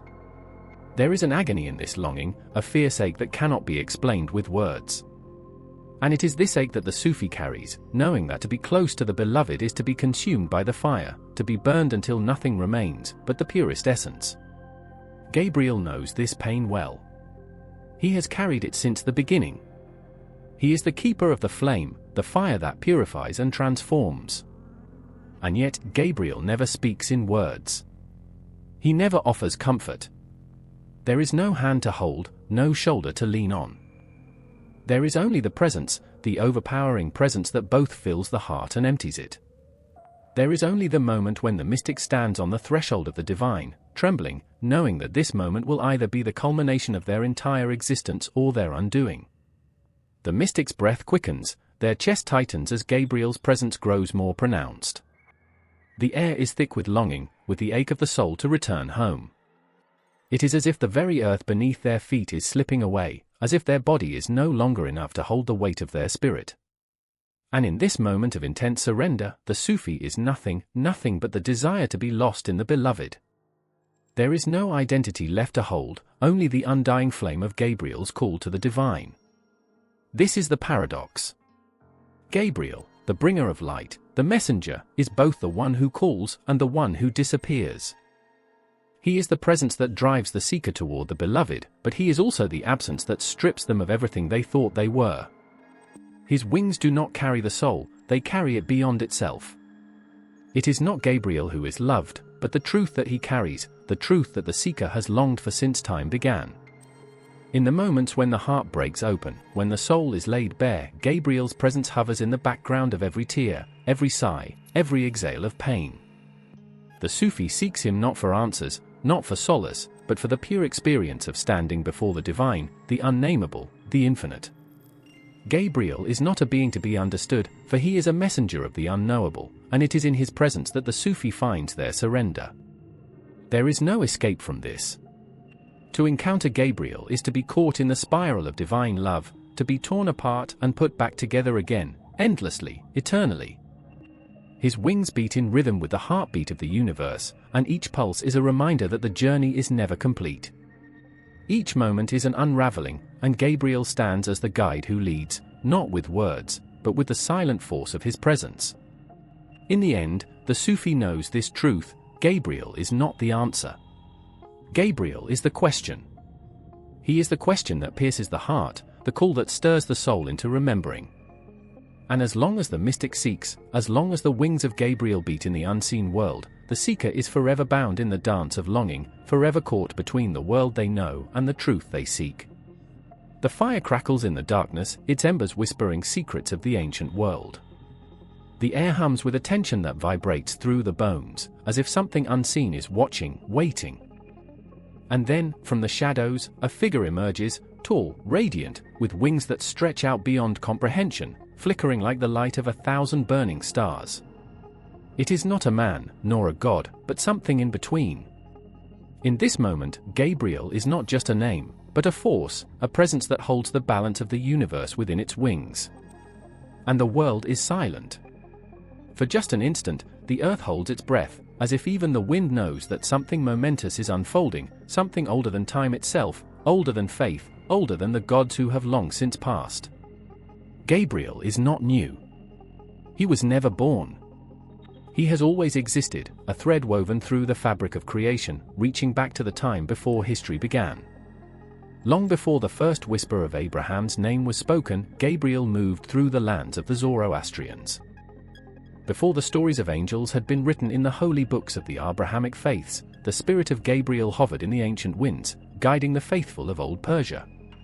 To them, he was not a name but a presence. To them, his form was not seen, but felt. He was not a messenger of a single god, he was the spirit of divine will itself, an eternal flame that lit the hearts of those who believed in the purity of light. He was not a single entity, but a force that permeated every moment, every breath, every choice. Gabriel did not walk in the world of man, but hovered in the spaces between, shaping the destinies of kings and the lowly alike. When Zarathustra spoke of the supreme god, Ahura Mazda, and the eternal struggle between good and evil, it was not a new idea. No, it was an ancient truth, as old as Gabriel himself. The angel of light had always existed, watching, waiting, guiding the forces of good against the darkness that threatened to consume it. His wings were not the soft, gentle ones spoken of in the books of the later Abrahamic faiths. No. Gabriel's wings were made of fire, blazing with the light of an untold number of stars. He was the embodiment of the very war between light and darkness, good and evil. Every flicker of his wings was a blow in this eternal battle, a battle that had no end, no conclusion, no final victory. Only endless struggle, endless striving. And yet, every moment Gabriel appeared, whether in the mind of a prophet or in the heart of a worshipper, his presence turned the tide. In Zoroastrianism, the duality of light and dark was not just a metaphor. It was the reality of the universe itself. The light was Gabriel, the divine force that worked relentlessly to shape the fate of all things towards righteousness. The dark was Angra Mainyu, the evil spirit, who sought to undo everything Gabriel had built, to tear the world apart and drown it in chaos. Gabriel was the counterforce to this darkness, a reminder that the light could never truly be extinguished. No matter how deep the shadows grew, no matter how far the world strayed from righteousness, Gabriel would always be there, burning like the eternal flame, piercing through the night. His fire never wavered. But those who sought him out, those who called on his name, felt it. They felt the heat of his presence, burning away their fear, burning away their doubt. His fire did not kill, it purified, refining the soul to its purest form. Every encounter with Gabriel was an encounter with the deepest truth of existence, and it was never easy. There were no soft promises, no lullabies of hope. Gabriel came to shatter, to destroy the illusions that held the world together. He came to show men the truth, that they were not gods, that they were frail, and that their power was a mere flicker against the inferno that Gabriel represented. In that fire, those who survived became stronger, not in the way they imagined, but in the way they needed. The light that Gabriel carried was not the light of comfort. It was the light of revelation, of knowing the depth of one's own weakness.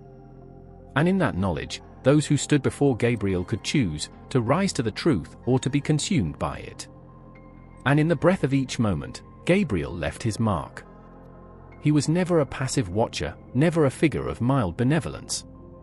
He was the force of fate, as constant as time itself. His power was not something that could be understood. It could only be felt, in the rush of wind, in the crackle of fire, in the pulse of the earth. He was the whisper of the cosmos, and when he spoke, the world trembled. Even the gods knew this. When the forces of darkness crept too close, when the shadows threatened to engulf the earth, the gods themselves did not call upon one another. They called upon Gabriel. He was the final arbiter, the final force in the endless battle between light and darkness. It was not just the Zoroastrians who felt his presence. In every culture that predated the Abrahamic faiths, Gabriel was there. Not in name, but in essence. He was the light that guided the wise, the fire that consumed the wicked, the voice that echoed through the mountains and across the seas. Gabriel was not bound by the names or titles of men.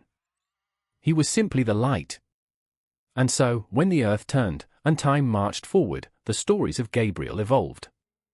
His wings were no longer burning fire, but whispers of divine will, carried by the winds of prophets. His light became a symbol, a promise, a memory. But the truth of Gabriel has always remained. For Gabriel is not just a figure who came once, but the presence that has always been. He is the eternal flame, the undying light, the unbreakable force of good that will never falter, will never fall. His name may have changed, his form may have shifted, but in the heart of the world, of all worlds, Gabriel remains the fire that burns away the lies and burns into the hearts of those brave enough to face him. The night dripped with silence, thick and suffocating, as if the heavens themselves held their breath. A presence loomed, unseen, unfathomable, yet undeniable. The air itself trembled. Then, without warning, a voice like the crackling of unseen fire shattered the stillness, a sound not heard with the ears, but felt deep within the marrow of the soul. Gabriel! Not merely a messenger, not merely an angel, something more, something beyond. He was the keeper of mysteries, the bridge between veiled realms, the whisper in the void that made the spirit quake.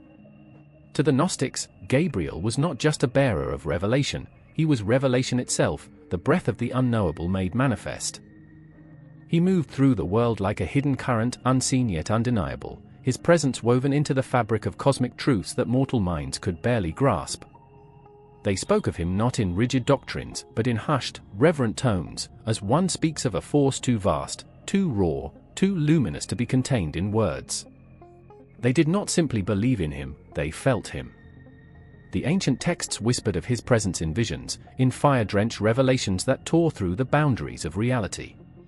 In the Gospel of the Egyptians, his name flickered through hidden passages like a ghostly flame.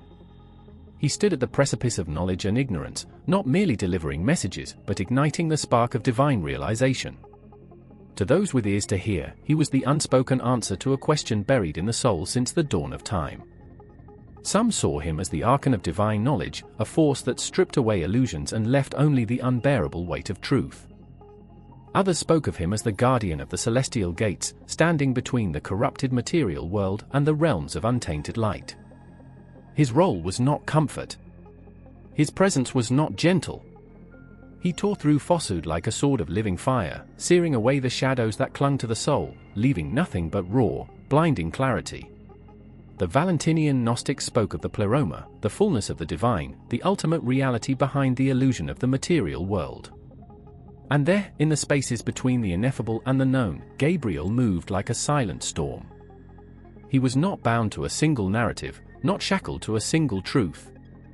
He was the guardian of the hidden, the voice in the whirlwind, the fire that burned without consuming. For the esoteric Christians, Gabriel was more than an angel. He was the living cipher of the divine, the embodiment of the word before it became flesh. He was the whisper in the darkness that shattered the illusions of the mind, the thunderous call that sent saints and mystics to their knees, trembling with the unbearable weight of presence. He did not merely deliver messages, he altered reality itself.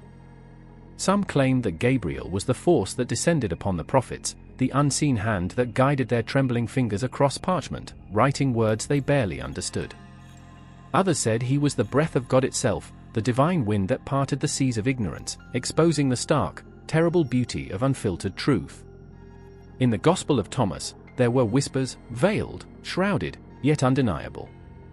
The kingdom is within you and all around you. Not a place. Not a destination. A state of being, a fire waiting to be kindled. And who else but Gabriel stood at the threshold, torch in hand, ready to ignite the soul? In the darkness of monastic cells, in the solitude of the desert mystics, his presence loomed. He was the voice that spoke when the silence grew unbearable, the presence that descended when the veil between worlds grew thin.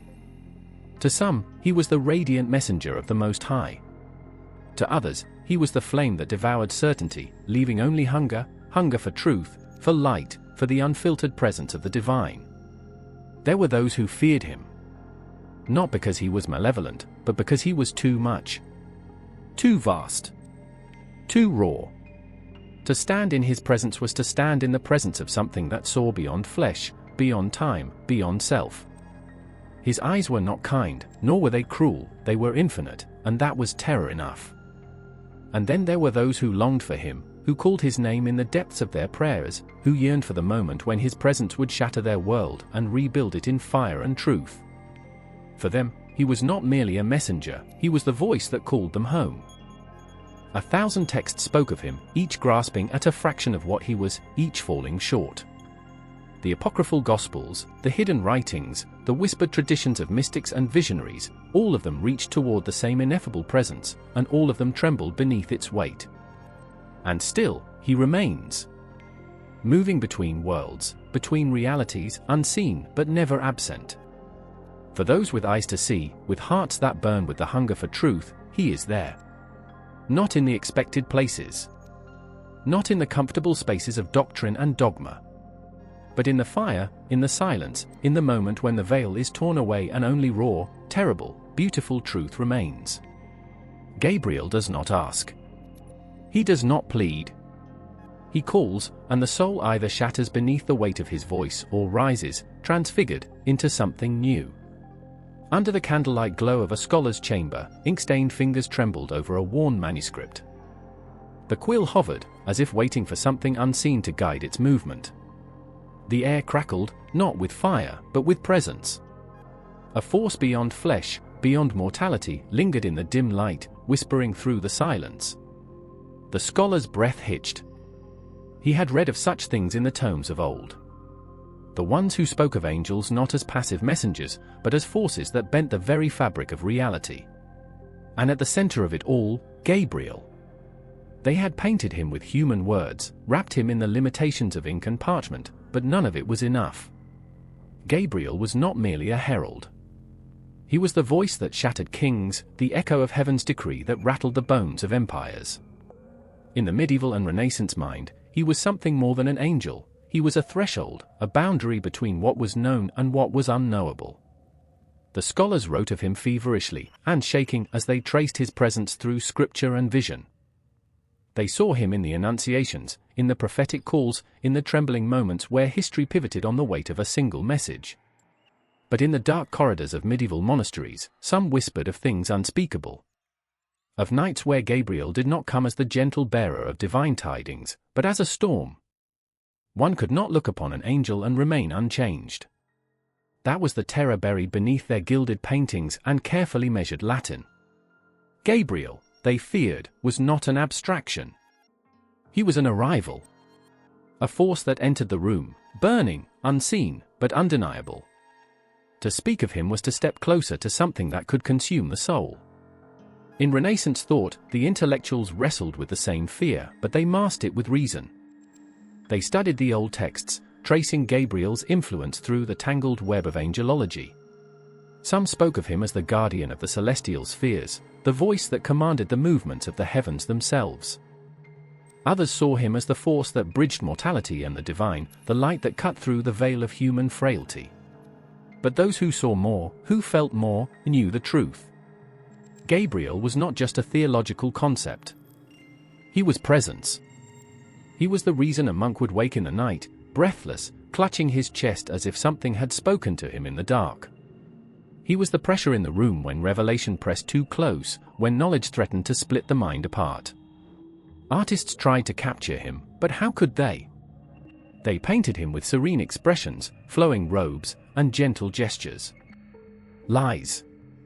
Half-truths, at best.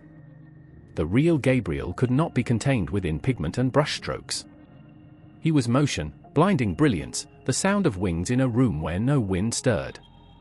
The Renaissance thinkers tried to quantify him, to assign him a place within their grand, ordered universe. They spoke of the great chain of being, of celestial hierarchies, of ranks and roles and definitions. But Gabriel defied them. He was not meant to be dissected by mortal minds. He was the angel who shattered expectations, who stood outside of rigid classifications. He was where reason met its limit. And yet, they could not look away. They pored over ancient texts, searching for his presence in the hidden corners of history.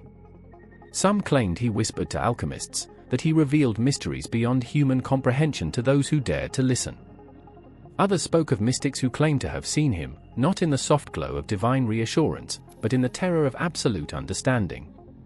Because to see Gabriel, truly see him, was to know that you were dust, and yet chosen. That you were nothing, and yet had been called. That the world as you knew it was a fragile thing, waiting for a single command to unravel it all. Some called him the angel of resurrection. Others whispered of him in hushed tones, tying his name to the final trumpet, to the moment when time itself would crack open at the force of his call. They feared him. They longed for him. And in the candlelit hours of those medieval and Renaissance nights, when the mind wandered past the limits of earthly knowledge, some swore they heard it, the faint rustling of wings, just beyond the edge of perception. The candle flickered, though no wind moved in the room. The air thickened, something unseen, something weighty, pressing against the silence. She sat cross-legged on the wooden floor, fingers trembling as they hovered over the deck of oracle cards. She had called to him.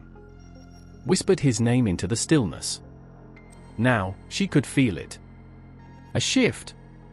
A presence. Something watching. Her pulse hammered. Had she spoken too boldly? Had she invited something too vast, too incomprehensible, into this fragile space of incense and hushed prayers? Gabriel. The name alone carried the force of centuries, of warnings wrapped in golden light, of voices too powerful to be heard without breaking. She turned over a card. The artwork gleamed in the dim glow, an angel cloaked in blue and white, one hand raised, the other outstretched, as if caught between mercy and command. But the ink did not capture the truth. Not really. not the raw force of the being she had called upon. She shut her eyes. Maybe, if she listened hard enough, she would hear it, the whisper that was not a whisper at all. In New Age thought, they spoke of him differently. Gone were the fire and terror, the trembling prophets, and the weight of divine decree. Now, he was a gentle guide, a celestial counselor, a being of comfort who walked unseen beside those who sought his wisdom. But even here, in this softened retelling, there was something they could not erase, something vast. Something beyond comprehension. They said he spoke through visions, through numbers, through the hush of wind at midnight. They claimed his presence was like a warmth spreading through the chest, a pulse of knowing that struck like lightning, then faded before it could be grasped. Some called upon him with candles and crystals, others in dreams that felt too vivid to be dismissed as mere imagination. But there were stories, quiet ones, spoken in hushed voices by those who had touched something raw. Those who had not just invoked him but felt him. A woman in a darkened room, asking for guidance, only to wake with an answer burned into her mind, too absolute to be her own. A man in the throes of despair, falling to his knees, only for an invisible force to lift him, literally lift him, off the cold floor. Coincidence, some would say. The mind playing tricks. But those who had been there knew better. Gabriel did not merely arrive. He entered. He shifted the very fabric of the moment, bending time, pressing against the air, filling the chest with something that was neither fear nor peace but both at once. Some New Age seekers spoke of him as an ascended master, a bridge between divine wisdom and human limitation. Others saw him as an archetype, an embodiment of revelation itself. But no matter how they framed him, they all felt it, that same pulse of the unknown, that same unshakable presence. The modern world had tried to soften the angels, to carve away the edges of their terror, to turn them into symbols of love and light. But Gabriel had never been soft. He had never been tame. Even now, in the gentle glow of meditation rooms, in the whispered affirmations and quiet prayers, he remained what he had always been, the voice that called across eternity, the force that made kings tremble and seekers fall to their knees. The woman in the candlelit room exhaled, her fingers tightening around the card. The air was different now. He was here. Not in the way she had expected. Not in words or form. But in the weight of the silence, in the way her body knew before her mind could understand. A single thought burned through her mind, though it did not belong to her. Listen. The wind shifts, and suddenly, the world is not the same. A breath held in the mouth of eternity. A shadow flickering between realms, too fast to see, too vast to grasp. He moves unseen, always unseen, yet nothing in the fabric of existence escapes his knowing. Gabriel. Hermes. Mercury. Names like echoes in different tongues, rippling through time, through myth, through the fragile space where the mortal and the divine collide. The messenger is never still. He is motion incarnate, a current through the veins of the cosmos. He carries words not meant to be spoken, truths not meant to be known. He bends the borders between gods and men, shifting between light and shadow, between silence and voice. His presence is both a gift and a wound, blessing the chosen, breaking the unworthy. The Greeks knew him as Hermes, the trickster with winged feet, slipping between Olympus and the earth below, a whisper on the lips of mortals before vanishing into the void. A god of thieves, of trade, of sudden knowledge that strikes like lightning in the night. His voice carried the will of Zeus, just as Gabriel carried the decree of the Almighty, terrible, absolute, unrelenting. Rome called him Mercury, the swift one, the breath between heartbeats. The god of messages, of commerce, of hidden paths and unseen hands guiding fate itself. He bore a staff entwined with serpents, a symbol of wisdom wrapped in duality, a thread between life and death, between illusion and truth. Gabriel, too, came with signs, blazing wings, a voice that shattered illusions, a command that left men trembling in the dust. But where Hermes and Mercury wove between gods and mortals, trickster and guide, Gabriel came with something heavier. His words were not riddles. His messages were not to be traded. His was the voice of decree, not suggestion. His presence did not charm, it overwhelmed, pressing into the bones, sinking into the marrow. There was no escape from the will he carried. No bargaining. No deception. Only the weight of divine truth, descending like a blade. And yet, beneath it all, something ancient ties them together. A thread woven through forgotten myths and whispered prayers. The messengers, the ones who move between, who carry words too powerful to be left unspoken. They are never truly one of us, never fully among the divine. Caught in the liminal space, they exist where no others can. Hermes slipping between the living and the dead, guiding souls with a half-smile and knowing eyes. Mercury running through the unseen roads of fate, laughing at those who think they understand. Gabriel standing at the threshold, silent until the moment his voice rips through existence, leaving nothing unchanged. A feather drifts to the ground, unnoticed. A shadow flickers against the edge of the firelight. Somewhere, between breath and silence, they move. Watching. Waiting. Carrying the words that will change everything. The air is too still. A moment stretched to its breaking point. A breath held by the universe itself. Then, a crackle, a shift in the fabric of existence, as if unseen hands are tearing through the veil. The silence does not last. It never does.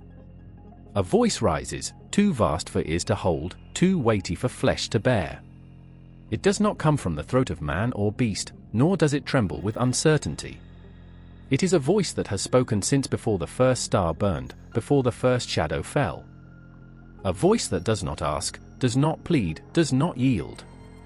It commands. It carves the air with a force that bends time to its will. Gabriel. Not just an angel. Not just a messenger. He is the voice of divine will, the herald of revelation, the storm before the silence.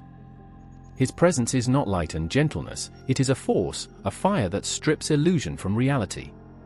He does not come to comfort. He comes to change, to tear down, to rebuild. To speak words that cannot be unheard.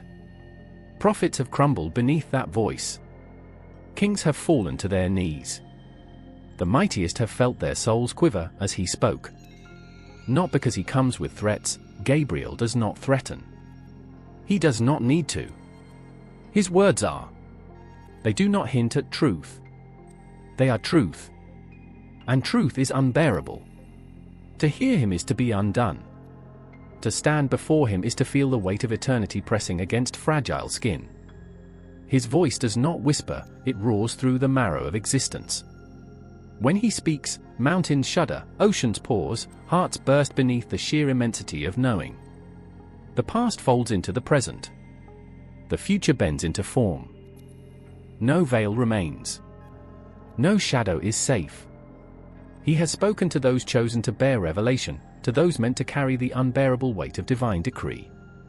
He has stood before men who trembled, whose breath turned to fire in their lungs, whose hands clawed at the earth, unable to contain the magnitude of what had been placed within them. The words he carries are not gentle. They are not meant to soothe. They come like a blade, cutting through history, carving new paths into time itself. He came to Daniel, his voice unraveling mysteries too great for mortal minds, his presence burning through the fabric of the waking world. The prophet fell to the ground, strength torn from his body, the sheer force of revelation drowning his senses. Gabriel did not soften his words. He did not lessen the weight. He declared what must be, and it was. He came to Mary, not as a shadow, not as a mere whisper, but as a force that shifted the very air around her. You will bear a son. No question. No hesitation. A statement that reshaped the course of history, a decree that could not be undone. Fear gripped the young woman, but Gabriel's voice left no room for doubt. It was spoken. And so, it would be. He came to Muhammad, not as a gentle guide, but as an unrelenting force. The night was split apart, the silence shattered. Recite. The command struck, not like a request, but like a storm. The weight of revelation fell upon the prophet's shoulders, a weight no man could bear alone. The mountains could have crumbled under it. The earth itself could have fractured. And yet, the words did not stop. Gabriel did not leave space for denial. The voice of divine will does not ask. It commands. Every time he speaks, the world shifts. Every syllable carries the weight of destiny itself. He is not like other angels, those who observe, those who serve unseen. He stands at the threshold between heaven and earth, between the unseen and the known, between silence and thunder. And yet, he does not belong to either world. He is not bound to the heavens, nor is he tethered to the dust of the earth. He moves between, untouchable, unfathomable. The breath of God turned to sound. The command of eternity given voice. The bridge between what was and what must be. And when he speaks, nothing remains the same. The earth is still. Too still. The graveyard air is thick, unmoving, as if even the wind does not dare disturb this moment. The sky hangs low, swollen with a silence that is not emptiness but something worse, expectation. It grips the bones of the dead, presses against the skin of the living. Something is coming. Then a sound, low at first, a whisper of something shifting beneath the soil. The ground trembles. The dead do not stir yet, but they know. The silence is breaking. And then, light. Not the golden warmth of the sun. Not the cold silver of the moon. This light does not shine. It burns. It does not rise. It erupts. And at its center, he stands. Gabriel. Not a gentle guardian. Not a mere messenger. He is the storm that rips open the grave. The breath that forces itself into collapsed lungs. The voice that commands the lifeless to rise. He has stood at the threshold of life and death since time began. He has seen the first breath, and he will call forth the last. He is not bound by decay, nor by time. When he speaks, bones reassemble. When he commands, skin knits together. When he calls, souls torn from the flesh return. Prophets have seen him in their visions, standing at the end of all things, the trumpet pressed to his lips. One breath away from shattering the illusion of death. One sound away from pulling the world back from the abyss. He does not ask the dead to rise. He does not plead. He calls them as if they were never gone at all. The dead hear him. They always do. It is said he was there at the tomb, when the stone was rolled away, when the impossible became the undeniable. He did not weep. He did not grieve. He stood with the authority of heaven itself, and the grave lost its hold. The breathless drew breath again. The still heart thundered against the ribs. The body that had known death rejected it. The world trembled then. And it will tremble again. Because he will call once more. At the end of days, when the sky splits apart, when the weight of history collapses into itself, when the graves have held their dead for long enough, Gabriel will speak. And when he does, death itself will break. Not a single soul will remain in silence. The drowned will rise, the burned will stand, the lost will return. No grave will hold its prisoner. No tomb will remain closed. Because when Gabriel calls, there is no afterlife. There is only life. The tide withdraws like a held breath, exposing the bones of the ocean floor. The night is silent, but not still. A force lingers in the air, thick as mist, unseen but undeniable. The water knows. The sky knows. Something watches from beyond the veil of sight. Then, a shift. The moon, heavy and full, rises from behind the clouds. The water responds, pulled, commanded, compelled. Waves swell without wind, a force older than time itself whispering to the depths. The tide obeys, rushing forward, unstoppable. The earth trembles beneath its advance. And in the silver glow of the moon, he stands. Gabriel. Not bound by flesh, not weighed by gravity. He is the voice that calls to the currents, the unseen force that commands the pull of the tides. He is neither storm nor calm, yet both bow before him. He does not rage, yet the waves rise at his presence. He does not speak, yet the waters hear. His wings, if they can be called that, are not feather and bone. They are shifting light, luminous as the crescent moon, fluid as the ocean's depths. They shimmer, ever-changing, silver, pearl, shadow. He moves, and the waves move with him. Long before the world knew his name, they knew him. They knew him in the rivers that carved through stone, in the floods that swallowed empires, in the rain that kissed the earth and made it live again. They knew him in the moonlight that bled silver onto the surface of the sea, in the tides that rose and fell like the breath of the universe itself. He is the cycle that does not end.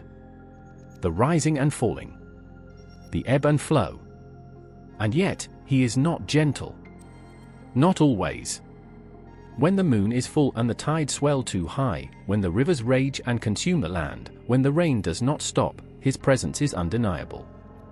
He is there, unseen but felt, in the flood that drowns cities, in the waves that devour ships whole, in the waters that show no mercy. He is not their cause, but their witness. The tide does not rise without reason. The storm does not come without warning. But still, they do not listen. He has walked the shores of the world since the first dawn, his steps leaving no trace on the sand. He has whispered to those who would listen, his voice threading through dreams, speaking in the language of water and moonlight. Some have heard him. Some have not. It is said he moves through the silver glow of the crescent moon, slipping through the veil of sleep, pulling the living into visions beyond time. He is the voice in the stillness, the presence that lingers at the edge of wakefulness. Those who hear him wake with their souls changed, their hearts unsettled, as if they have glimpsed something not meant for mortal sight. But he does not grant peace. He does not grant rest. He is the cycle, the endless turning. The moon will rise, and it will wane. The tide will come, and it will go. The flood will drown, and it will recede. The dream will come, and it will fade. But he will remain. Always. The sky is burning. Not with fire, but with something older, something raw, something that does not belong in the world of men. The air splits open with a sound that is not thunder, not wind, something deeper, something primal. The earth trembles. The stars recoil. And from the chasm of night, the darkness begins to pour through. It moves like smoke, but does not scatter. It slithers like a living thing, but has no form. It is hunger without a mouth, violence without a hand, an ancient chaos that remembers when the first light was struck, and it was driven back. It has returned. And then, he descends. Gabriel does not fall from the heavens, he breaks through, a force of sheer, unrelenting will. The wind bends away from him, the ground shudders beneath his presence. His wings, brilliant, searing, flare against the abyss, their edges not soft but sharp, not feathers but light turned to steel. His sword is already in his grasp. There is no hesitation. No pause. No words. The first strike is merciless. The blade carves through the darkness, and the shriek that follows is not of any living thing.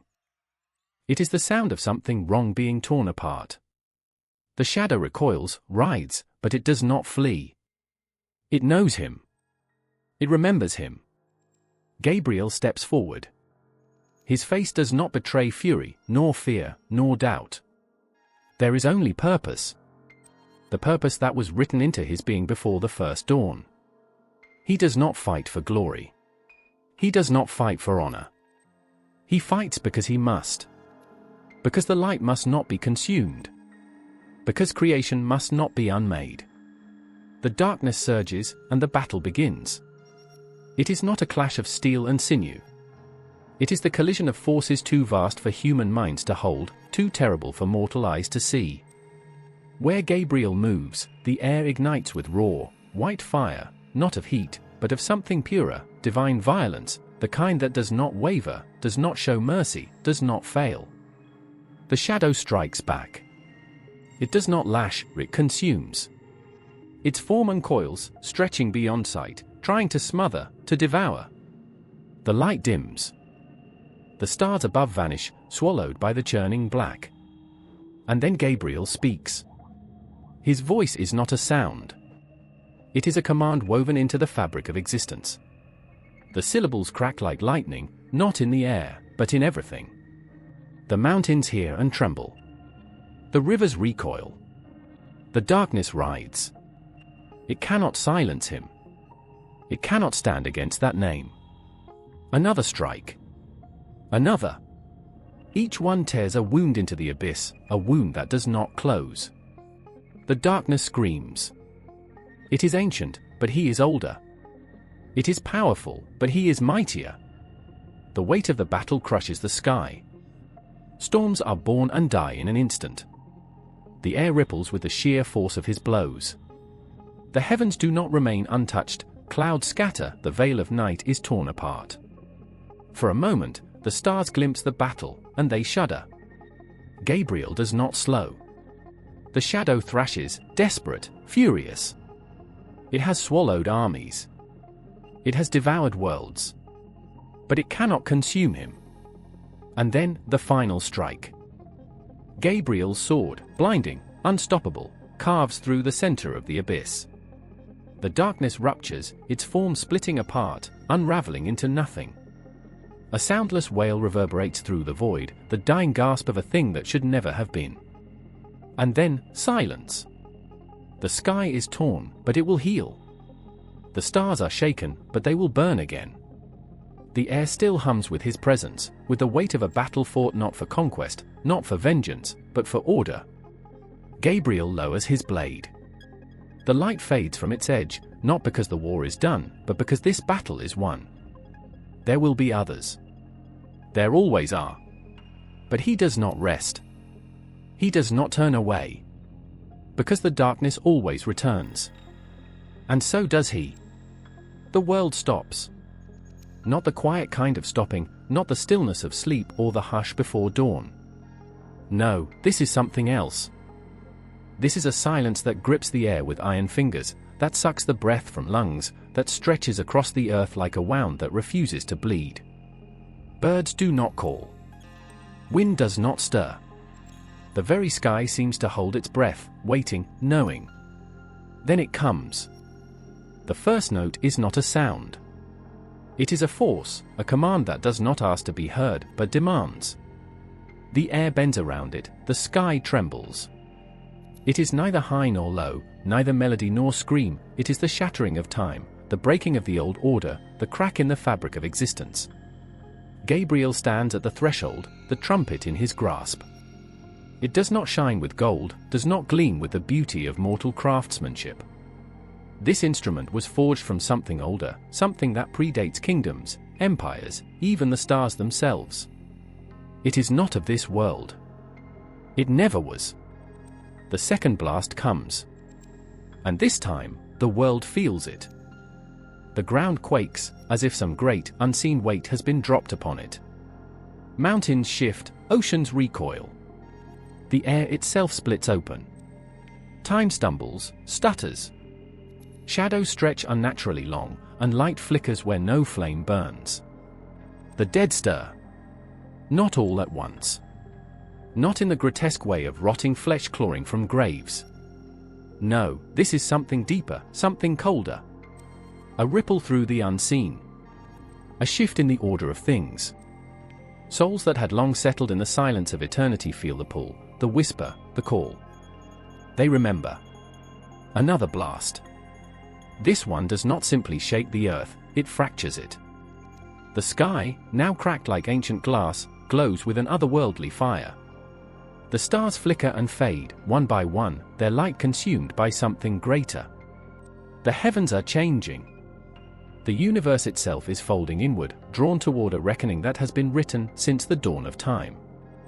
And Gabriel does not waver. His grip on the trumpet is unyielding. His wings, vast and brilliant, stretch wide against the collapsing sky. There is no sorrow in his face, no hesitation in his stance. He was not created to mourn. He was created to command. To signal the end. To stand upon the precipice of time and sound the call that will unmake what was and summon what will be. The fourth blast. The veil between the worlds is now shattered. The dead rise, not as flesh and bone, but as presence, as essence. Some radiant, others wretched. Some drawn upward, others dragged downward by unseen hands. And those who still live, they see.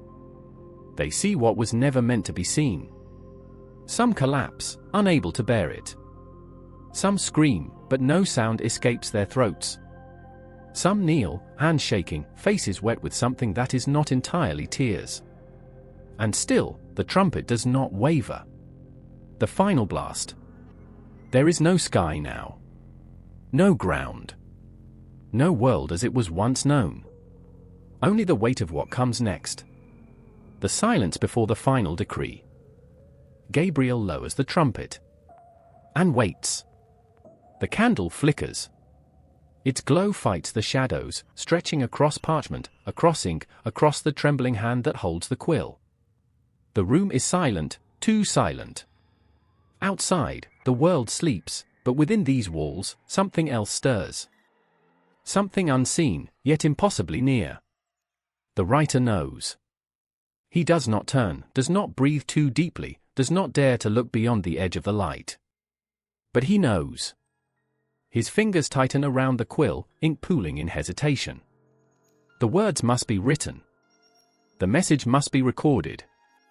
But the weight of it, presses down on his chest like an unseen hand. A whisper. Not from the wind. Not from the trees beyond the stone walls. Not from any earthly voice. It is something else. Something that does not come from flesh or breath. It is a knowing, an unspoken command that speaks without sound, that burns without flame. Gabriel. The name itself is not just a name. It is thunder in letters, lightning bound in syllables. It is the force that rips through time, through stone, through mortal hesitation. The angel does not arrive with the weight of footsteps or the rustle of fabric. He does not need such trivialities. His presence is felt, his voice is heard even before it is spoken. The writer swallows hard. He presses quill to parchment, though his fingers tremble, though his pulse pounds so violently he swears the ink must tremble with him. The words are not his own. They are given. They demand to be written. And so they are. Through the centuries, others will feel this same force. Monks bent over vellum in dimly lit cells, scribes with aching hands copying the letters stroke by stroke, theologians staring at sacred texts, breath caught in their throats. They, too, will feel the weight of Gabriel's presence in every word, in every stroke of ink. Because his voice is not just spoken, it is written. It remains. It commands.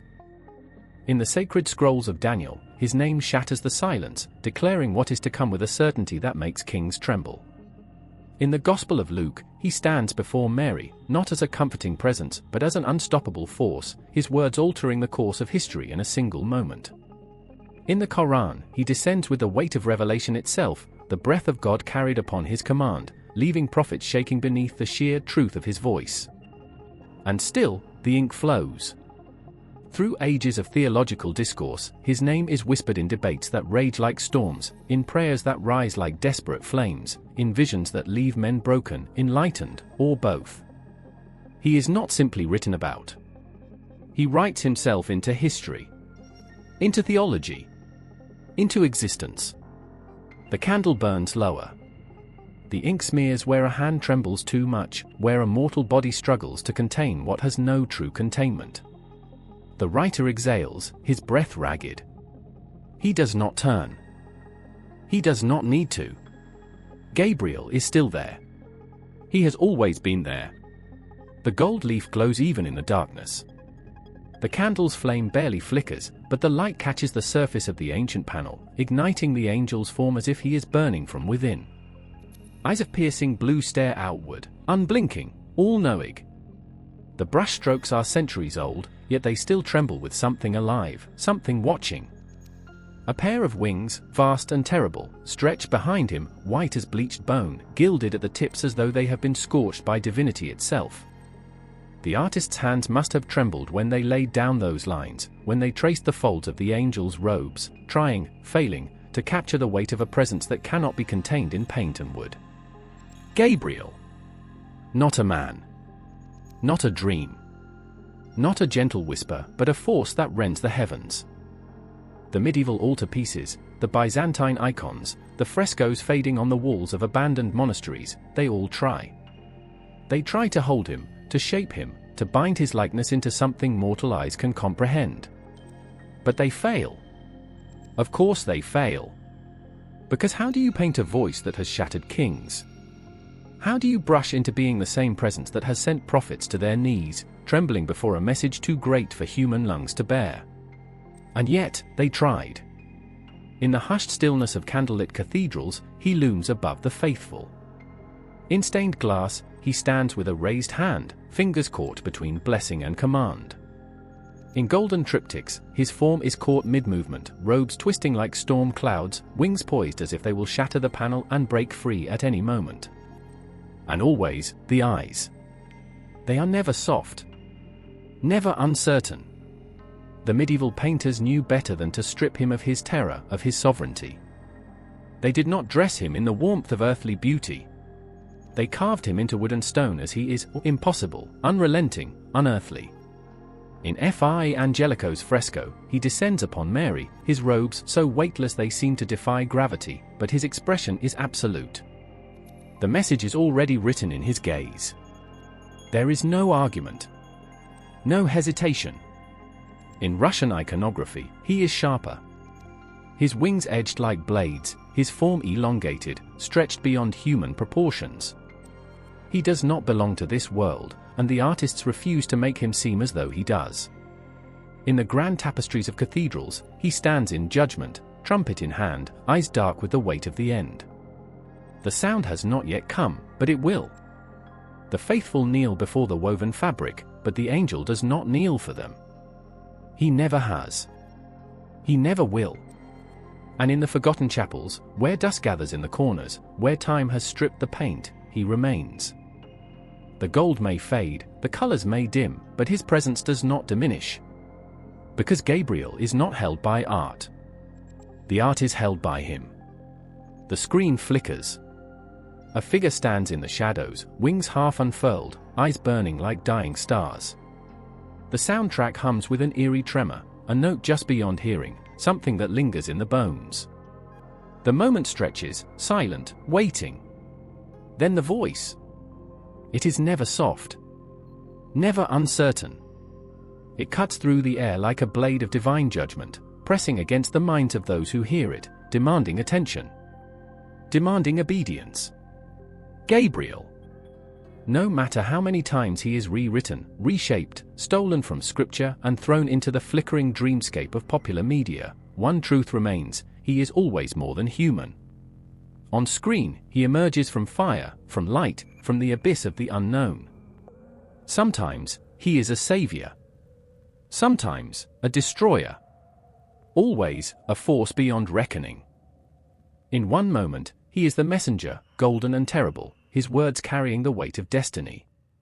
A prophecy unfolds in his voice, inescapable, inevitable. The characters who stand before him tremble, whether they recognize it or not. Then, in another world, another frame, he is something darker. His face is sharp, his expression unreadable, his wings, if they remain, blackened, fractured, twisted into something that no longer belongs to heaven but refuses to kneel to hell. The directors, the writers, the artists who shape him, they try to contain him. They rewrite his story, twist his nature, turn him into an ally, a villain, an enigma lurking on the edges of the screen. And yet, something of him always breaks free. A film casts him as a warrior, his blade drenched in fire, his voice like the final trumpet before the end of days. The audience watches, transfixed, pulse quickening with the raw power that radiates from him. This is not a man. This is not a hero. This is Gabriel, and he does not bend. A television series reimagines him as something colder, more distant, an agent of heaven with a purpose too vast for human morality. His presence unsettles. He does not smile. He does not grieve.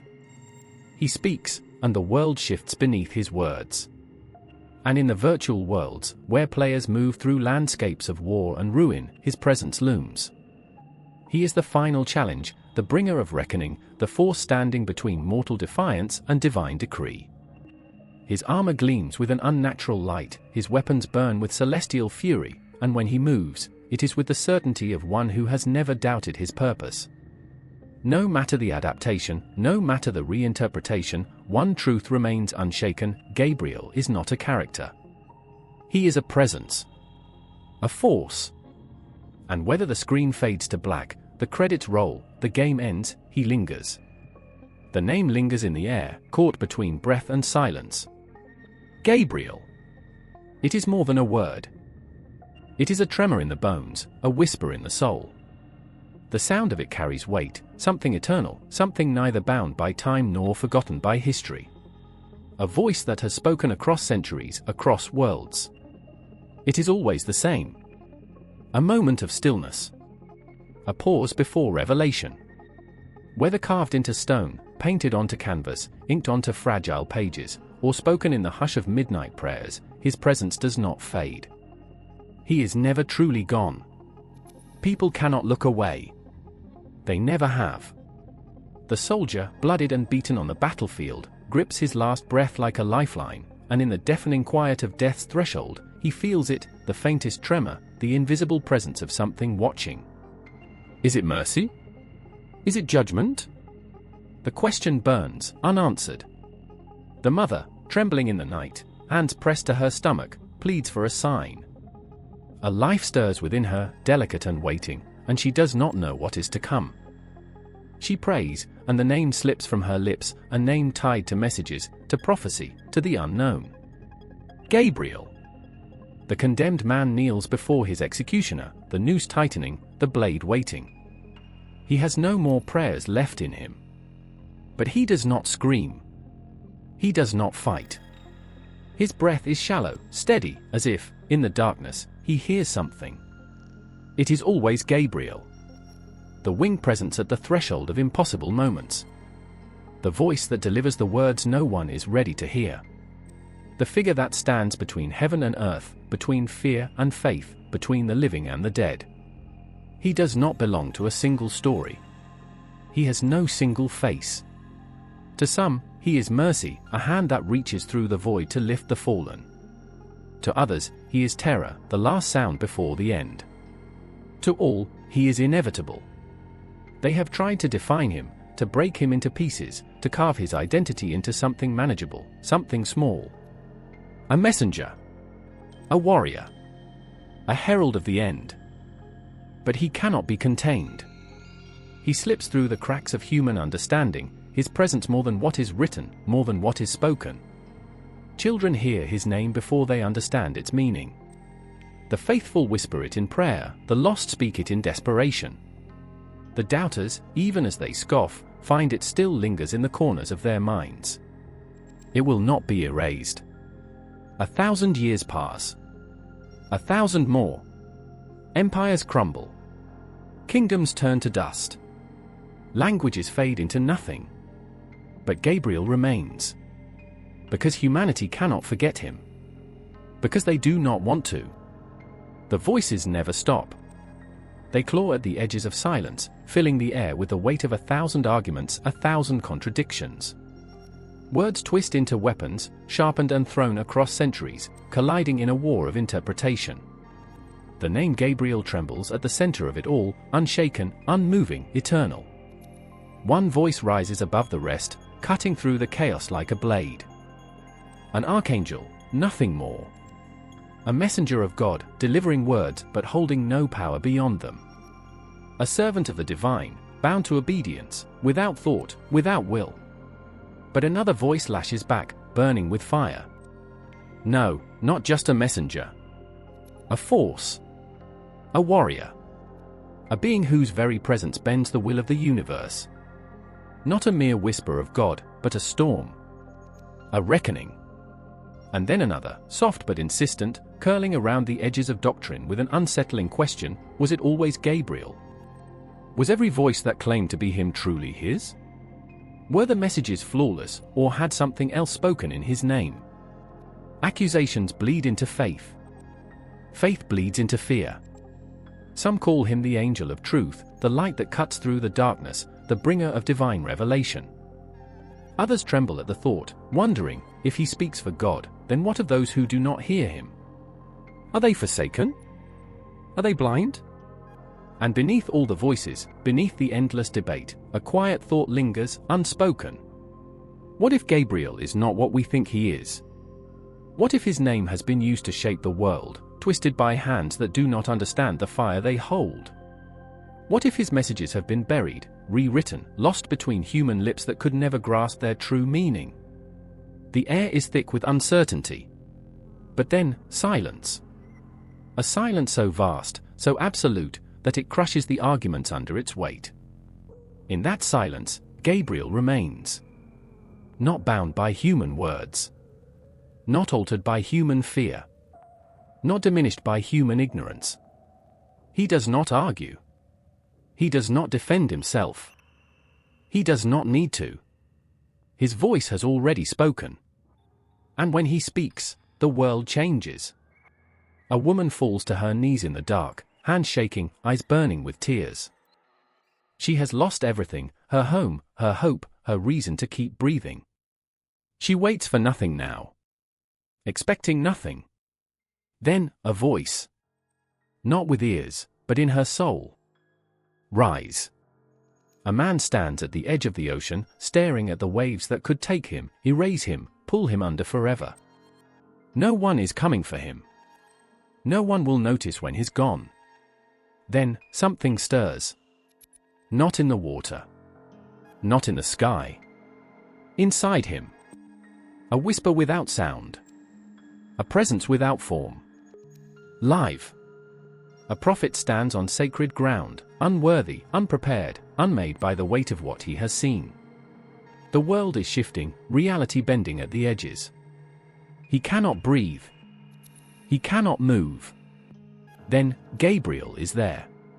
The words that come next will tear history apart. Because Gabriel is not just a messenger. He is the moment before everything changes. The breath before destiny reshapes itself. The fire that burns away falsehood, leaving only truth. But the truth is unbearable. It does not comfort. It does not coddle. It demands. It crushes the soul under its weight, forcing it to see, to understand, to break if it must. And that is why people fear him. Not because he brings lies. Not because he deceives. But because he reveals. Because when Gabriel speaks, there is no turning away. No pretending not to hear. So they argue. They debate. They build walls around his name, crafting explanations, doctrines, interpretations, anything to contain him, to make him smaller, safer. But Gabriel cannot be contained. His voice still moves through the world, slipping between prayers and doubts, reaching into the quiet places where souls tremble and long to be found. And when he speaks, even now, the world listens. The candle flickers once, then stills. The air is thick, unmoving, heavy with something unseen.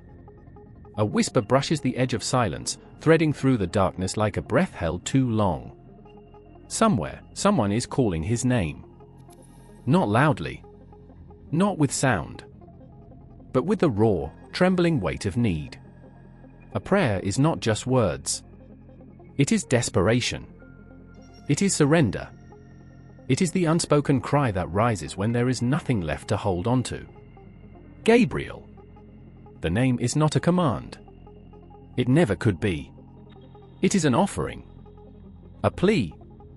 A hand reaching into the unknown, waiting to see if something reaches back. And sometimes, it does. A woman kneels on the cold floor, her hands clenched so tightly they shake. She has spoken every prayer she knows, exhausted every ritual, but nothing has broken through the silence that swallows her whole. She closes her eyes, presses her forehead to the ground, and lets the final thread of her voice slip free. Gabriel, if you are near, if you hear me, she never finishes the thought. Because something moves. Not in the room. Not in the air. Inside her. A weight pressing against her ribs, an unseen presence threading through her breath, filling her bones with something other. Her body shakes, not from fear, but from the force of something too vast to contain. The silence is not empty anymore. It is thick with knowing. And she knows, beyond all doubt, that she is not alone. A man stands in the ruins of what was once his life.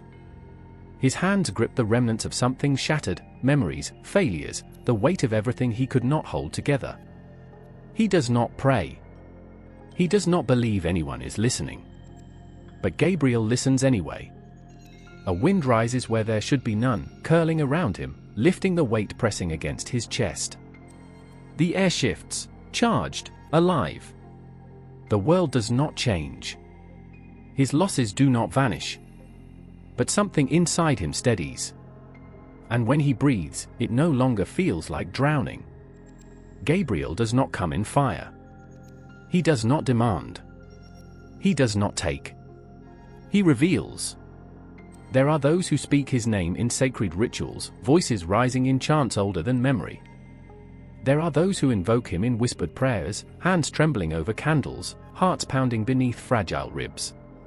Some reach for him in churches, in mosques, in temples where his name is woven into the fabric of devotion. Others call to him in the quiet of their own solitude, where no one else can hear the breaking of their spirit. And still, he answers. Not always in ways they expect. Not always in ways they understand. A child wakes in the dead of night, heart racing from a dream too vivid to be mere imagination. A voice had spoken, without sound, without form, but undeniable. She does not remember the words. But she remembers the presence. The weight of something ancient, something vast, something that saw her, knew her, called her by name. A man lies on the edge of death, the space between this life and the next stretching thin. The pain has faded. The fear has not. But then, light. Not from the room, not from the world he is leaving behind, but from something far beyond it. A figure stands at the threshold. Not with wings. Not with fire. But with certainty. The man does not know whether to tremble or weep. The presence does not command him to stay. It does not force him to go. It simply is. And in that moment, he understands, there is nothing to fear. There are those who speak of such moments in hushed voices, uncertain, afraid of what it means. They do not know if they have been blessed or if they have glimpsed something too vast to be understood. Some call them visions. Some call them illusions. But those who have felt it, truly felt it, know better. Because when Gabriel comes, even for the briefest instant, something inside them changes forever. It is not always salvation. It is not always peace. It is truth. The kind that cannot be ignored. The kind that strips away illusion, leaving only what is real. And this is why he has never faded, never become just a relic of ancient texts. This is why his name still carries weight, why his presence still lingers in prayers and rituals, in the whispers of those who do not know why they call to him, only that they must. Because Gabriel is not just an angel. Not just a messenger. Not just a figure in forgotten stories. He is the moment everything shifts. He is the breath before revelation. The silence before the storm. The voice that speaks when there is no one left to listen. And so the candles are lit. The prayers are spoken. The hands are lifted in supplication, not to summon him, not to command him, but to offer, a heart laid bare, a soul reaching into the vastness, waiting to see if something answers. And sometimes, it does.